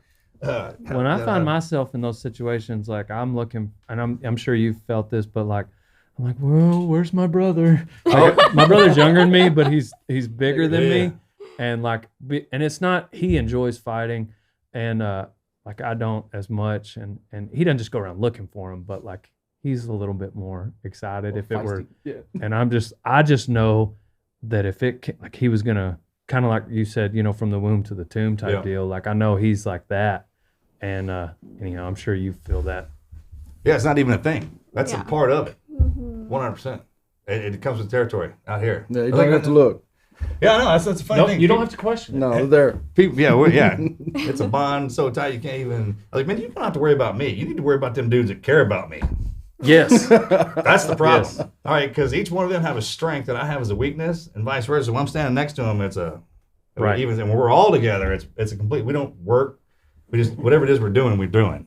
It's so much fun that it doesn't even constitute work in our head. That's why we get in trouble. It's a lot. crazy because you've been, like, people can talk about that. And, like, even me, like, I can talk about being loyal, but, like, there's just no greater test of loyalty than what you've been through. No. Like, there's nobody that can say it with more certainty. I agree. See them dudes on the wall right there, man. They showed me an ounce of Lord die for me, and we have battleships named after them and building. I mean, hey, look, you my friend. I'll do everything I can to immortalize you.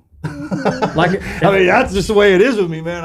It's a ride or die mentality, and for sure. And going back to what you're talking about being a pastor, you ever wonder why they call y'all that? Because you work in the pastures. Because there's a difference between a preacher, a teacher, and a priest. Priest like a black belt in the martial arts studio, right? Pastors, you take care of the boys out there in the pastures because that's the thing. yes, sir. And somebody's got to tell them. And never look at it like it's preaching. Well, the reason they call it the word is because it's kind of like the rule. When you say it, it's pure logic. That's the one thing that makes sense when you say it to somebody. And then when you hear that, you know it. And then when you go out, it's like you set the base with us, and then they live off of it. What, as far as your faith, I mean, like, what, I know you had to be having those conversations, and we've all seen the movie, but like on that mountain, like, was that like your moment Comical. of That's an old man whipping my ass so bad he killed all the friends around me. I mean, humble pie. Yes, sir. When I was in that cave, I wrote "God will give me justice" on. It's like from Count of Monte Cristo. That's my favorite story.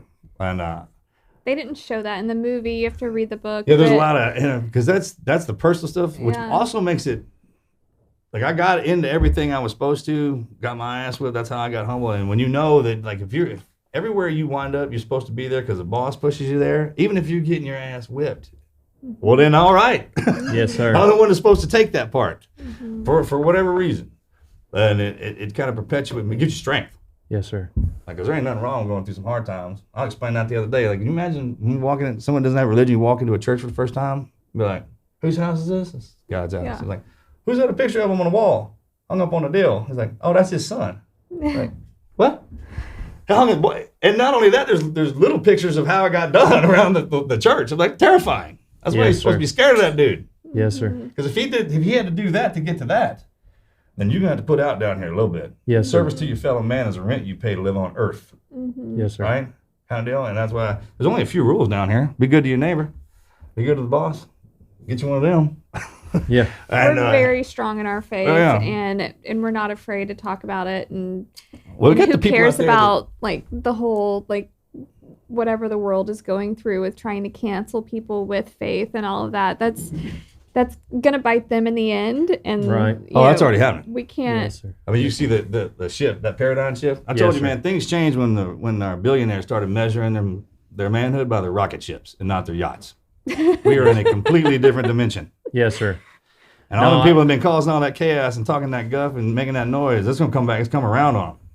Well, You got devil it. always tries to seep in and try and take the good people down. Just it won't happen. You can't take Cowboys down. We're too damn tough. Yeah. Eventually, they're gonna work their way to us. Yes, sir. And then what are they gonna do? I mean, what are they gonna do? Because when you get to the ones who actually provide you the ability to talk all that smack, and then you start biting the hand that feeds you, what do you think that's gonna get you? I mean, because eventually they'll work their way to us, and just kind of sitting around waiting. It's cool. That's why I started Team Never Quit. Because after I whip your ass, then you'll be part of my team, and then we'll build you back up. You'll be all good, right? No, that's one of the main things. I don't know. I think a lot of Americans when they watch like something like your movie, it just makes us all think like what we would do in that situation, and I just can't help but think about just the intense amount of prayer I'd have to be doing. But and then there's just that moment in that movie 13 Hours where he's standing up there, he's like during the fight, he's just like, yeah, man, I wasn't thinking about it then, but I'm thinking about it now. When they're waiting in that, and I'm sure that was like that. Like you had those moments like in the fight, you're not really thinking about it. It's weird because there's moments inside of a fight. It's like a fist fight or a ride or anything like that. It's like there's a moment in there to where, man, I mean, when everything's going wrong, it's funny. It'll hit you. It goes into your head. Pray, ting, ting, and I would say that stuff when I would really get. It's funny because if you don't know how to say or pray, we're like, hey God, it's Marcus again. You hear me? I have managed to get myself in a little bit of predicament. I'm on this mountain. Where are you at? I don't know if you hear these gunshots. Yeah. And I'm talking about because God has a sense of humor, right? Otherwise, Absolutely. guys like us wouldn't exist. Absolutely. He's got them boys he keeps outside, and I'm one of them. Mm-hmm. And so are y'all. Yes, sir. And you got to think he laughs at most of the situations. Sometimes you get into them, but you can willfully keep, bite off more than you can chew. That's how you learn. Yes, sir. That's how guys like us learn, right? And all the time. I'm still to this day, I got a unique relationship with the boss, all right? It's kind of funny. So you stick too close, man, you're going to see some comedy. Yeah. Well, and like I love the story of David. And, it talks about in there, like it says, David is a man after God's own heart. But then I can't remember he's courting his wife and his soon-to-be wife, and so he has to take 100 foreskins to his wife's dad, but he instead brings 200. And I'm just thinking like David, who's a man after, like he's cutting off two, and like he's a warrior, he's a fighter, and anyway, it's I think it's okay to be that and a Christian, at least That's what those are. right. It's not the other way around. Yeah. Yes, sir. It's not. I don't care what you hurts, what you hear. I mean, it's the funny part. It's like, Yep. think about it. Well, that line in itself. I remember that dude messed up all the time. Oh man, that says a lot. Yes, sir. Because that's, there's a line behind that. If you look at the family line, there's comedy in that. Absolutely. Like anything and everything, what is it? Bible, basic instructions before you leave Earth, Yes, sir. right? It's the script, like this playing out. If you want to know why something's happening, look it in there and see how it's played out, why you did it, and how you got through it. I never knew any of that.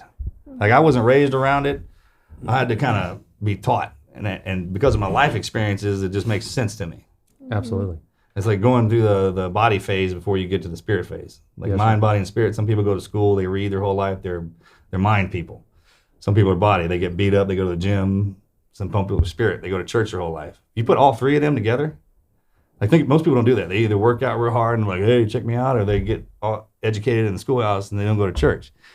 But if you put all three of them together, Yes, sir. it starts working crazy. I mean, it'll really open things up for you. I never knew that.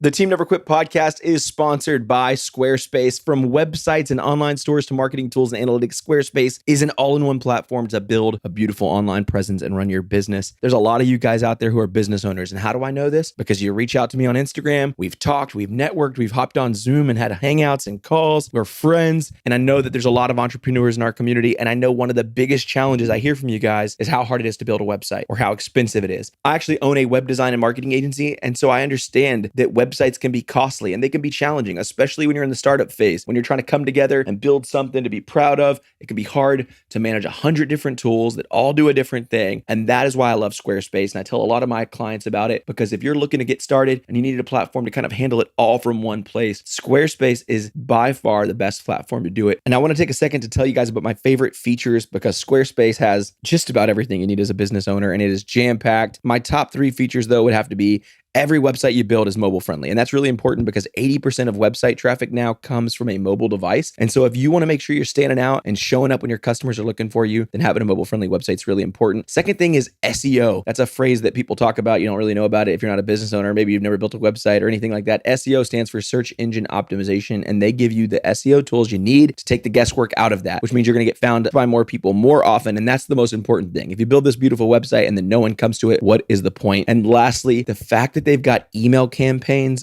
built in means that saves you money from having to buy another tool, another software. And it's another great way to grow and engage your audience. You can create email content that matches your website with your existing products, your blog posts, even your logo. So your messaging is consistent and effective. So if you've been thinking about starting a new business in the new year, or maybe you've already got a business and your website is way out of date, you should consider Squarespace. It's going to give you all the tools you need, whether it's e-commerce, memberships, appointment scheduling, booking, donations. They've got it all here, and you guys can try it 100% risk-free. Just head over to squarespace.com. You're going to get a free trial. When you're ready to launch, you're going to go to squarespace.com/TNQ and you're going to save 10% off just for being a listener. All you have to do is head over to squarespace.com, get your free trial. And when you're ready to sign up, squarespace.com/TNQ, you're going to get 10% off your first purchase of a website or a domain. Check it out, guys. I know how challenging a website can be, but it doesn't have to be. With Squarespace, you're going to get all the things you need to run your business.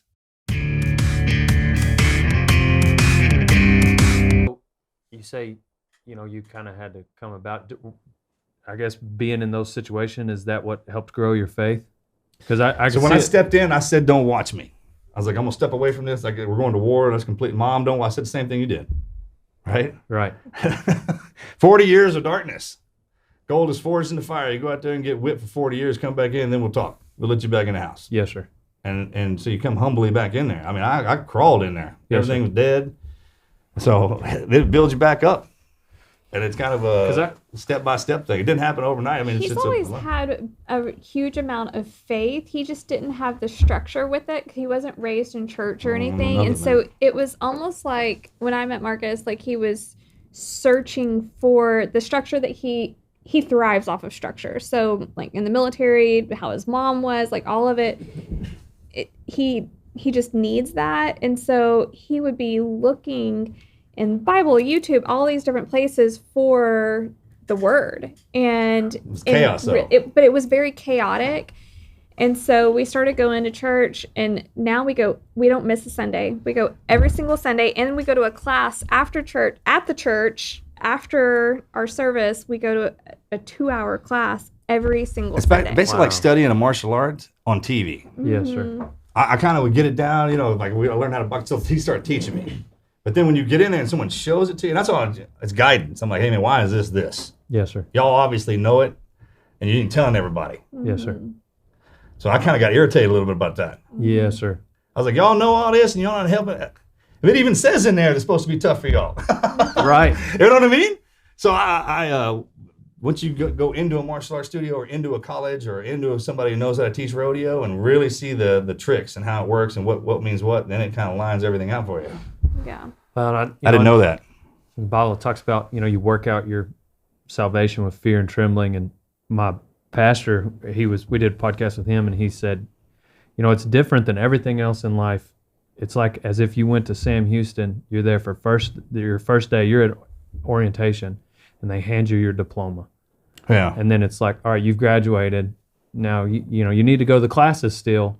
But and that's the way, your salvation is. It's like when you have that faith in Christ, it's like, all right, you've got your salvation. Now you work it out and you live your life in response to that. You know, and I think too many times everything in life is wage based. You know, it's a gift, it's not a wage. You know, like we have to earn our paycheck. We have to earn, you know, you've got to, and now all of a sudden, people try to correlate that to faith, where they think that you've got to check these boxes. And while the Lord does command us to do those things, that's not what, you know, saves us, according to Ephesians 2:8.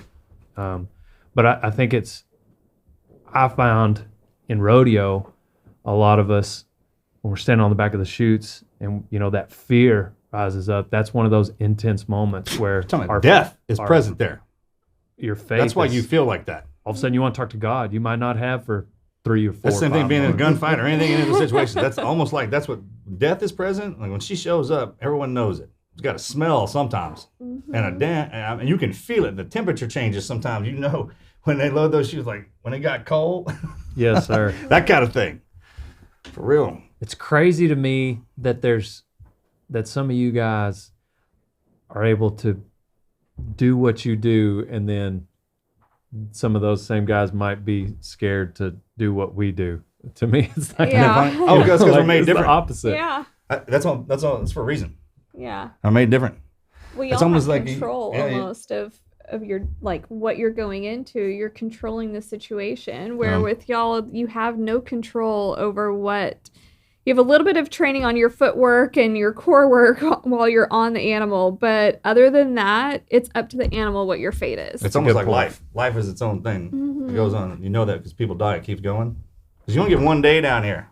Yesterday is gone. Tomorrow, you don't have any idea if it's going to show up. So one day. And people are like, well, if I had this $1 billion deal going down, I was like, well, no, it's a progression. You just didn't have that. So every day you build on it a little bit. So when something does come at you, imagine everything's already programmed inside of you. Like I said, you front loaded it. Yes, now sir. you're just having to live it out. That's Yes, the fun part. The experience, bleeding, like feeling, touching. Right now, if you knew everything around here was going to die the minute it walked out that door, you know, I mean, like a moment by moment life. When you've been that close to her, to death, and she kind of wanted to, you appreciate every little moment. You can forget how to sleep. You can forget how to slow down. I remember in the middle of a moment, I would start planning for what was coming next. It revolved around them, and the best part of a movie, the best part of a book, a party is the ending. But I was already missing it, you know what I mean? So I had to learn how to slow down and enjoy every second of who I was with at the moment, Yes, sir. as if it was the only one. And then you go to the next one, and that builds up like a wave. There's a reason why you do that. There's a point behind it, and because it'll come back around. It shows back up in a different way, but it's kind of unique the way it works. Well, you didn't appreciate that until Nothing. I quarantine. had to be taught this. When we had quarantine, we went out to our family ranch in Normandy, and we just like stopped life and just really enjoyed family. And we started farming.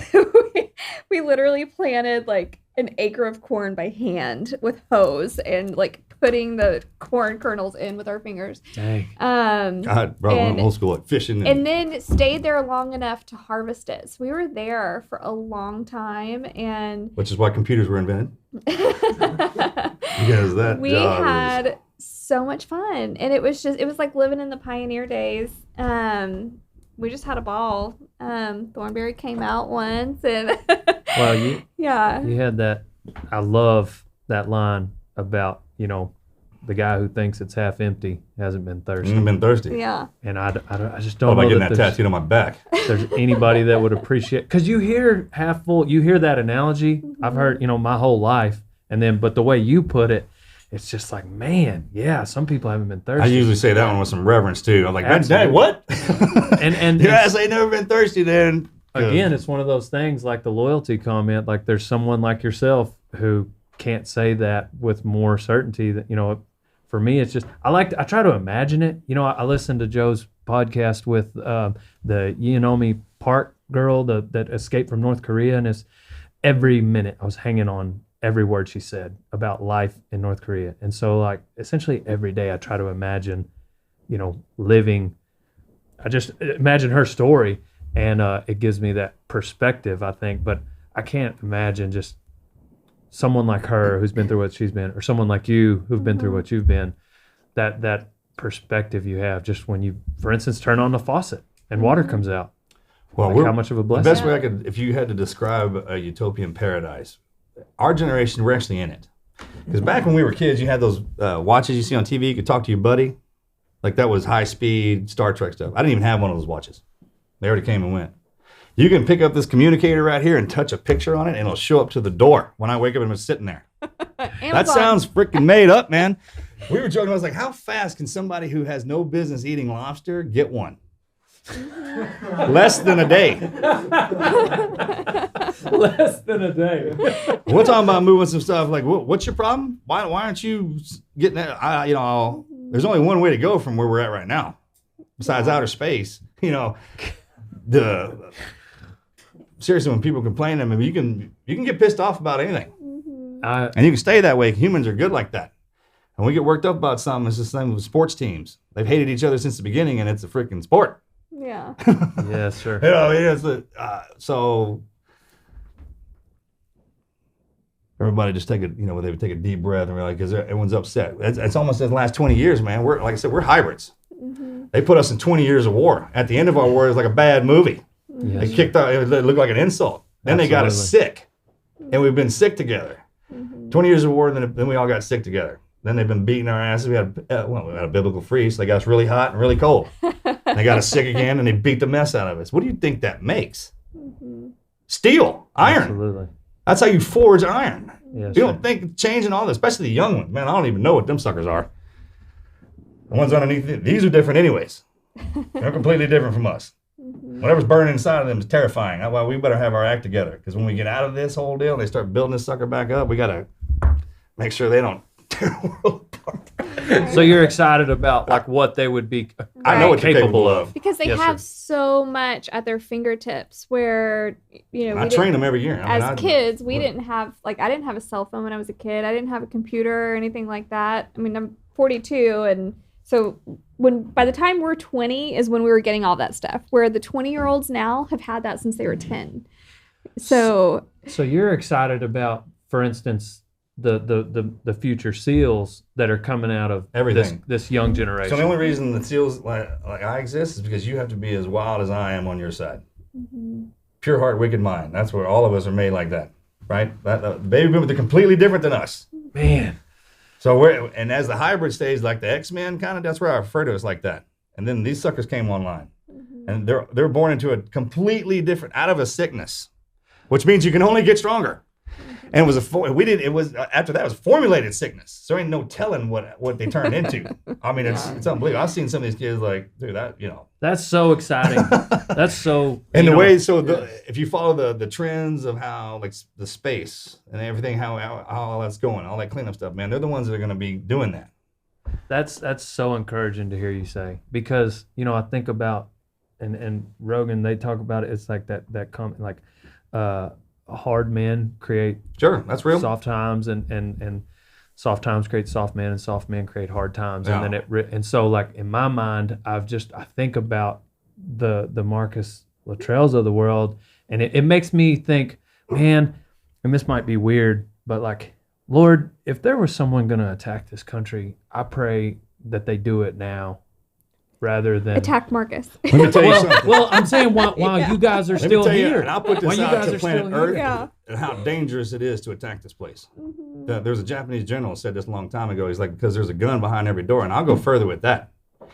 You even think of stepping in here to do something like that? We haven't been training for war the last 20 years. We've been fighting it. And you go down the road, you're liable to walk into Mike Myers, Freddy Krueger, Jason, a predator, an alien, some kind of horrible clown that eats people. People that love it. There are things down here. If he were to attack, I would pull the reins off everybody and be like, go to work.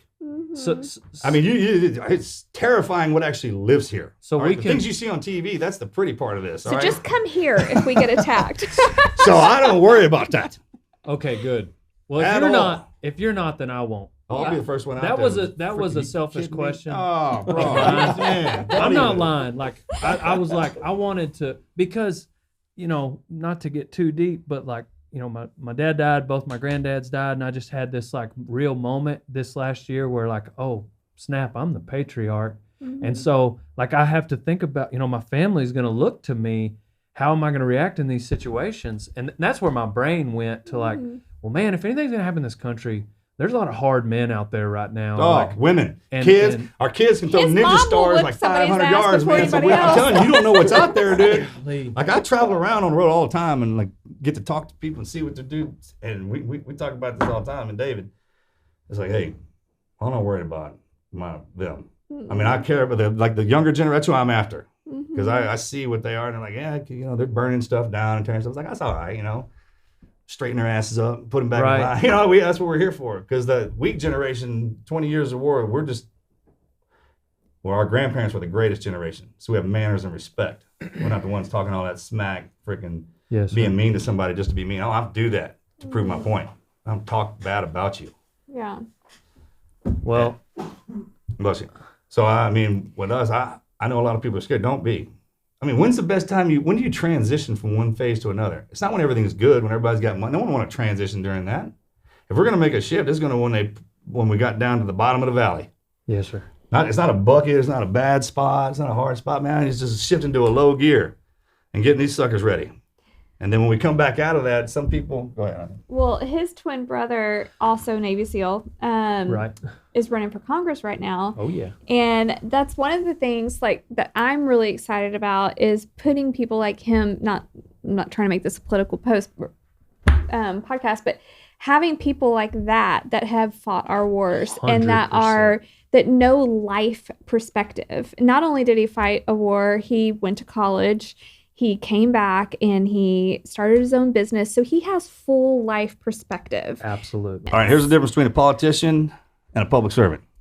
A politician goes into politics when the wars kick off, and they won't go fight. They're the ones that go in and do all that. They want to tell everybody what to do. And then the public servant throws on a uniform with a doctor, cop, military, freaking Bingo. truck driver, Yeah. uniform services. Right. Like, there's people like tell everybody what to do and wear the big suit and everything like that. But then when the trouble hits, if you don't know what to do, you see chaos happening. That's how you know Yes. that. And then public servants, when we get done, putting foot for God and country, we're back now. Yeah. Yes, sir. What are you going to do with Because us? they know Trying to start that another war? It Yeah, I mean, what are you going to... it should be a prerequisite. it really should. Like in Gladiator at the beginning of the movie, he's trying to get, Marcus to, and he's like, no, he's like, well, that's why it needs to be you. Mm-hmm. But it's crazy that that's just How are you going to send So you somebody to drive die unless down you had to the go out there and highway. die yourself? Exactly. I mean, Yeah. it's just different. You know how easy it is to kill a human being? You don't need a nuclear weapon to do that. I mean, that's freaking terrifying. Yeah. Like, if you really pissed off old school, man, we'll go face to face, man. Yeah. You pick up some iron, we can do that too.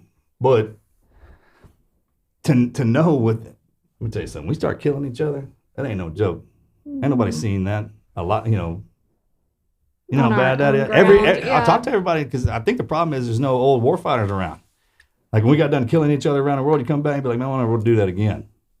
Yes, sir. You know how bad that is? I mean, it is terrible when we start doing that. And they try to portray it in movies, but like I can't imagine being in that situation where you actually see it, and then Welcome to a slaughterhouse. Yeah. They call it that for a reason. You want to see what it really looks like? Like, I mean, but noise. Like, things screaming, not only screaming, they talking to you. yeah, I mean, they trying to patch some suckers up, man, and then the other dude trying to kill you. And that's when you get pissed, right? Like, when someone's trying to kill you and trying to help somebody. It's beautiful the way it works. dang. War develops itself. It will. I bet Chaos there's- can't stand on nothing because it's not rooted in anything, but war in itself will perpetuate, feeds itself. See, those are the kind of people that need to make decisions. Yes. Yes. That's why we're trying. I mean, yeah. As We much don't as I know about war, like I wish getting I didn't have to political, learn any of but that, really. that is what, our country is based off of, a governing body. And we need people in that governing body that are willing to train our younger generation, not rile them up to burn buildings. Oh yeah, you can piss them You off. know? You can train them, talk to Yeah. them like civil. I mean, they're smart. Yeah, Mhm. I mean, it's like a evolutionary something that happened. So even when you talk to them, it's a way you have to. right. Yeah. There needs, like y'all had Mr. Balo, Captain Yes. Balo on. Mhm. The old People road. like that need to be the cabinet, quote unquote. Like, Yes. Why wouldn't you have a little town full of people over 100? Yeah. Wait, and have everything they need in there. Exactly. I Especially mean, hospital have their own limo with the name on it. Not that many of them. such a good idea. If you reach 100, we got a town for you. Yes. And there's I'll be there one And day. the roads are made out of carpet, red carpet, or gold or something, just because you live that long. Because usually the wisdom they drop is in 3 words. Don't do Yes. that.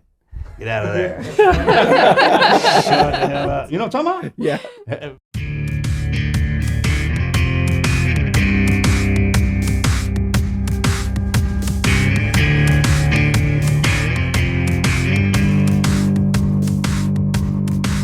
Let's take a second to thank our next partner has a product I use literally every day. I started taking Athletic Greens because I cannot tell you how many times I've bought a multivitamin, put it on the counter, then it ended up in the cabinet, then it ended up in a drawer, then it ended up expired, all because I just never was consistent. All because that bottle became another bottle, and that became another bottle, and it became another product, and it became this supplement, and also that supplement. And before you knew it, it was overwhelming. I didn't do it, but I've always wanted the benefits of a multivitamin, and this is where Athletic Greens has been transformative for me. Now, I've been drinking this stuff for probably more than a year now. Ever since they became a podcast sponsor, I actually heard about them originally on one of my favorite YouTubers' channels, and it doesn't taste like it's super healthy. It kind of has a mild tropical taste that you kind of look forward to each morning. I actually mix it in my protein shake. You guys have probably heard me say that before, but I just got some protein powder. I drop in 1 scoop of Athletic Greens. I drop in some spinach and a couple of other things that just make this really great protein shake that I have whenever I don't have time to make breakfast. So you might be asking me, what the heck is this stuff? What is Athletic Greens? With 1 delicious scoop of Athletic Greens, you're absorbing 75 high-quality vitamins, minerals, and whole food source superfoods, probiotics, and adaptogens that are all going to help you start your day right. This special blend of ingredients supports your gut health, your nervous system, your immune system, your energy, recovery, focus, aging, all the things. So if you're getting old, Athletic Greens. You're working hard in the gym? Athletic Greens. Don't have enough energy? Athletic Greens. All of this is really easy, all right? Because it doesn't take much to take it out of the fridge, take a little scoop, pour it into a cup of water, mix it up, chug it down. It's going to support your digestion. It's going to give you that energy. And it's simple to add into your routine. I've had multiple people reach out to me on Instagram and ask me what I thought about it, and it really is incredible. It's super easy. My sister, her family, they really love it as well. And it's lifestyle friendly. So whether you're eating keto, paleo, vegan, dairy-free, or gluten-free, it contains less than 1 gram of sugar. There's no GMOs, no nasty chemicals, no artificial anything, all while still tasting good. And a lot of us have goals in the new year, and it can be hard to stick to them, but we know how important creating habits is. And AG1 is a small micro habit with big benefits. It is one thing you can do every single day to take care of yourself. Right now, it is time to reclaim your health and arm your immune system with convenient daily nutrition, especially heading into the flu and cold season. It's just 1 scoop in a cup of water every day. That's truly it. No need for a million different pills and supplements to look out for your health. And to make it easy, Athletic Greens wants to give you a free 1-year supply of immune-supporting vitamin D and 5 free travel packs with your first purchase. All you need to do is visit athleticgreens.com/TNQ. Again, that is athleticgreens.com/TNQ. Take ownership of your health and pick up the ultimate daily nutritional insurance.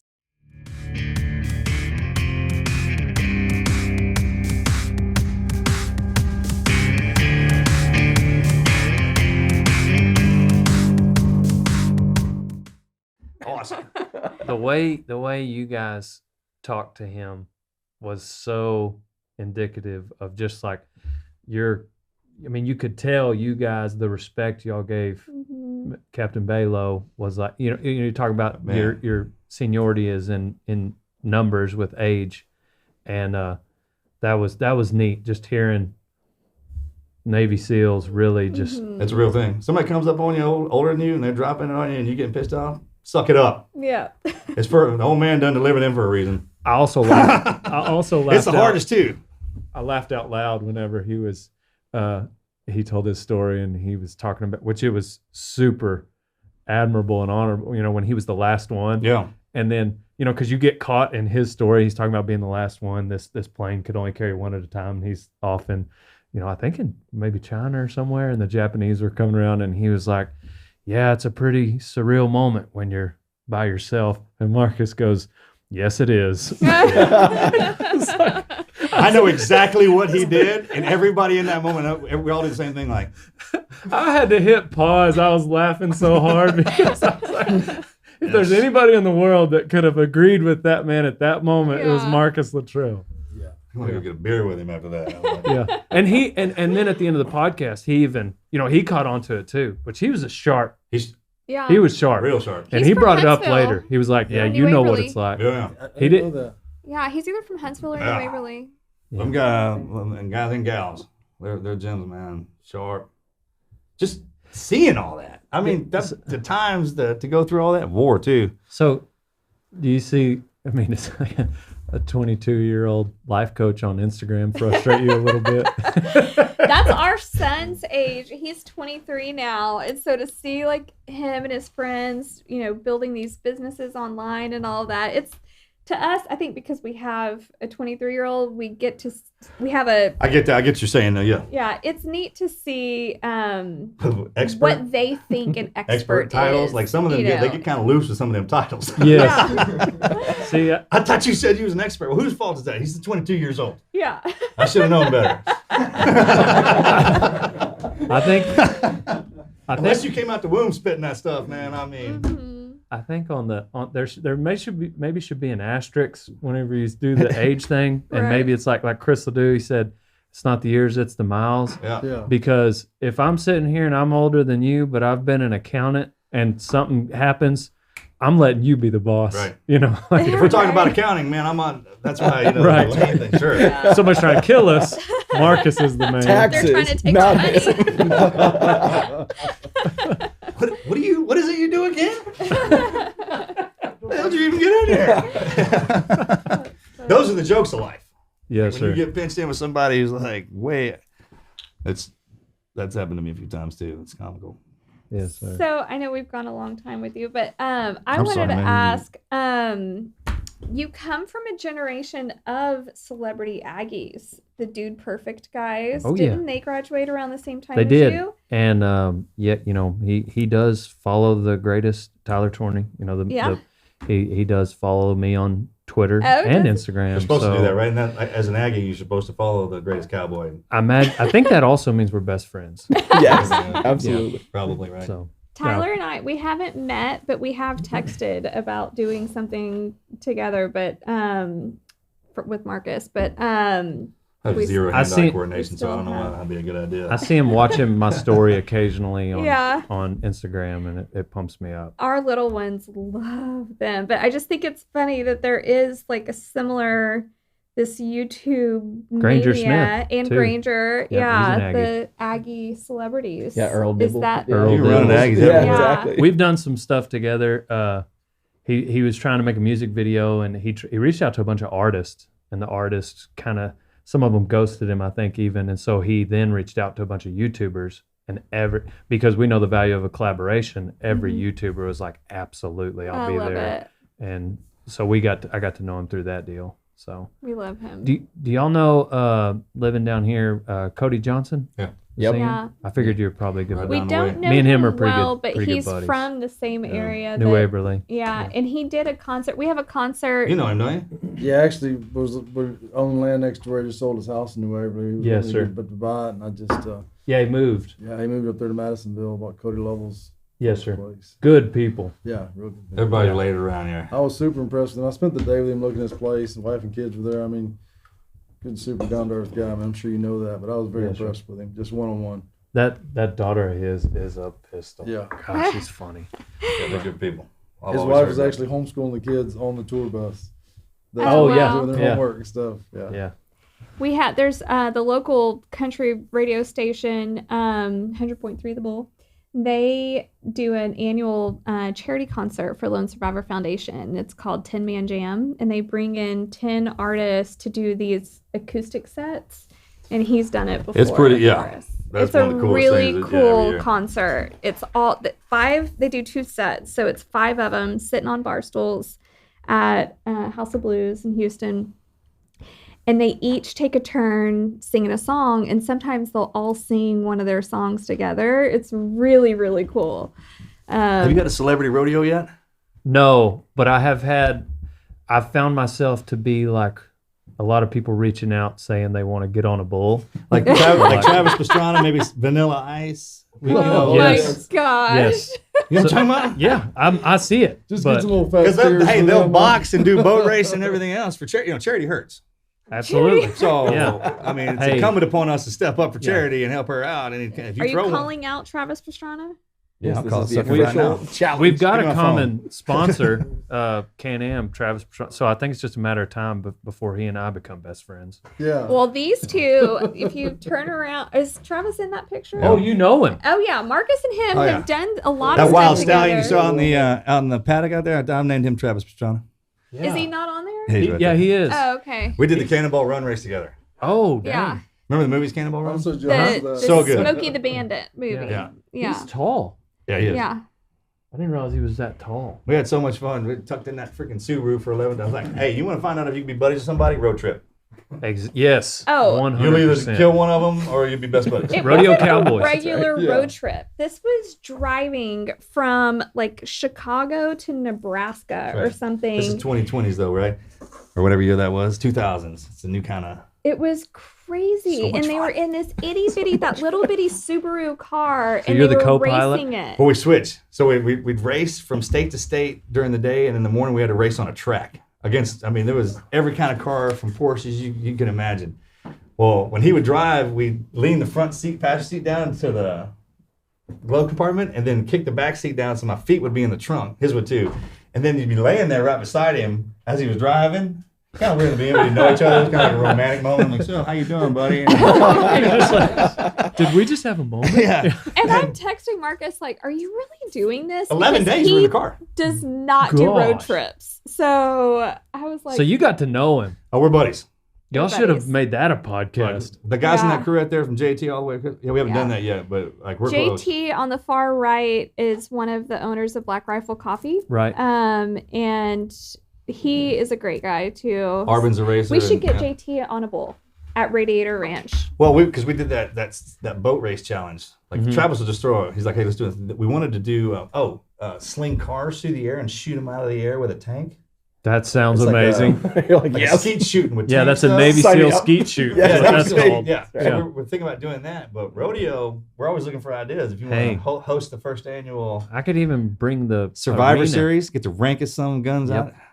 Put, Well, T&Q. put $1 million bounty on it If for it's one. somebody like You have to ride for 16 seconds though. if it's somebody like Travis, we could just tell him it's the rankest, but Yeah. then we bring a teddy bear, so that Somehow get a bull in the air and have him jump out of the air with a parachute on that sucker. And Or have you imagine those trying to rodeo in the air, foam, the throwing a ball bull out of foam the sky with a pits. parachute. Red Bull, right? I'm sure they'd probably throw some money in the ring. Yeah. Travis on the phone. Somebody would sponsor this for sure. Travis, we got an idea. Yeah. Write that down. We'll give Marcus a bunch of kickback since it was his idea. No, I'm good, man. I'm good. Y'all just make sure we have a good time. Well, if Marcus didn't have a titanium spine, I would say he could get on a bull, but instead, That's Yeah. to get me out of the pain. yeah, I'm again. getting him out. Yeah.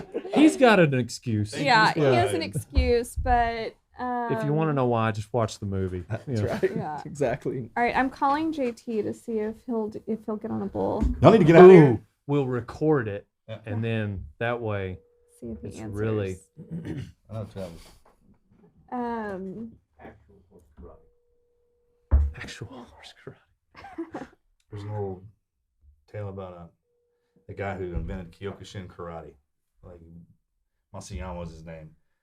He was a hermit, went to a cave, like punched walls, stuff like that. And there's a video of it actually where he's fighting this bull, and he freaking hits that bull right between the eyes, knocks it down, and knocks his horn off. So see if JT can do that. Oh, we gotta leave him a cow. We got. We gotta leave him a. We gotta leave him a voicemail. Leave him a voicemail. The mailbox is full and cannot. Oh my gosh. That was your chance. Oh. Oh. Sorry, bud. Okay, so all jokes aside, everybody that comes on the show shares a never quit story, maybe a moment of adversity. What would you say has been a big defining moment in your life? Man, like of all of y'all's podcasts, like I knew you were gonna end it with that, but then I just completely went away. Spaghetti. Yeah. Pass some wisdom down to us from the young ones. Well, I don't know. I've always said, always give 100% unless you're donating blood. I like that. But Write that Good down. one. Put it on a shirt. Write that one down. All right, give him yours because he's But- got a good one. Don't sweat Hold the. on. Hold on. Oh. Hey! We're calling you live from the podcast. We have Rodeo, Cowboy, Netflix, How to Be a Cowboy, Dale Brisby. Best bull rider on the On world. Earth. Uh-huh. And the most humble. And the most humble. Rider in the known galaxy to include Andromeda. Yeah. Oh, yeah. Put a call up to Andromeda and see if that's the case. I think you might be right. Yep. Getting the facts back right now. Hang up. Yeah, we're right. So we got an idea. So we have an idea. We think you and Travis Pastrana and whoever else you think should join do a rodeo at their Radiator Ranch. Specifically, get on a bull. Cool. No, you have to get on a bull. I mean, yes. Okay. I think I'm more of a donkey kind of guy.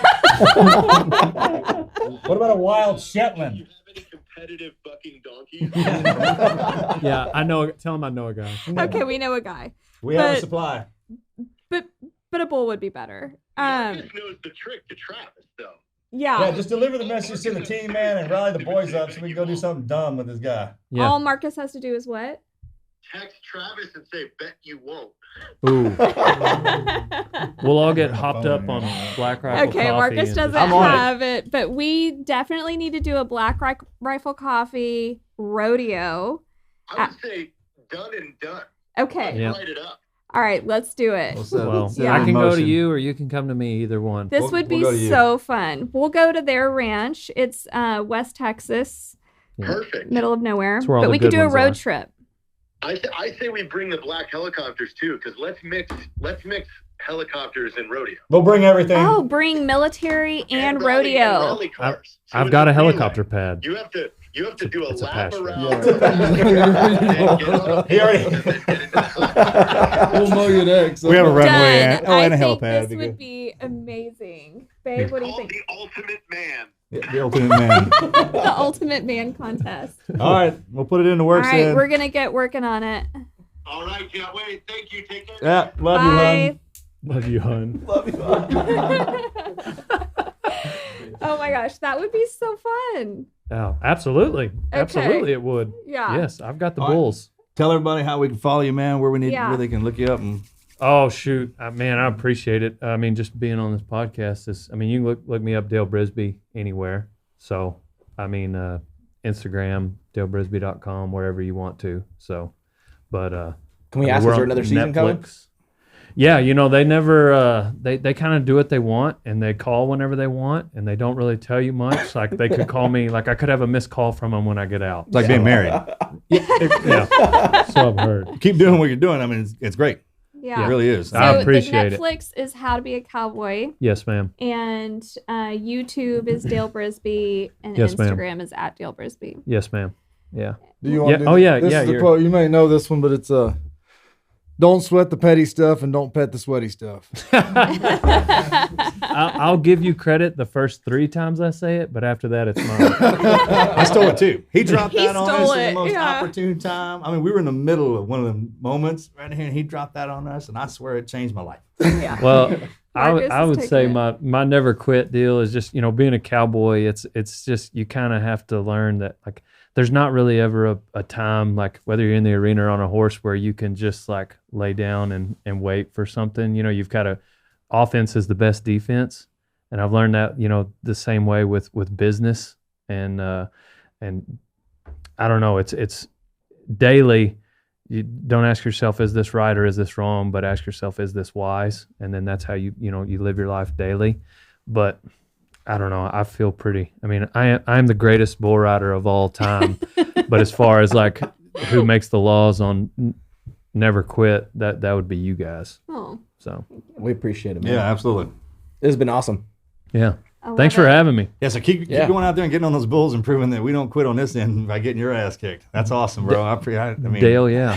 Dale, Dale, yeah. All right. and Hell On to the next yeah. one. On to the next one. This is my man over here. Stay tuned for the The greatest big- man the contest. greatest man contest. That's such an At iconic name, Radiator. Yeah, too. because the All by the interesting man, Dale that's all Ranch. right, but the greatest man. The greatest Its own beer man. commercial, its own, you can sell tractors with it. You and I can be the judges. What's up?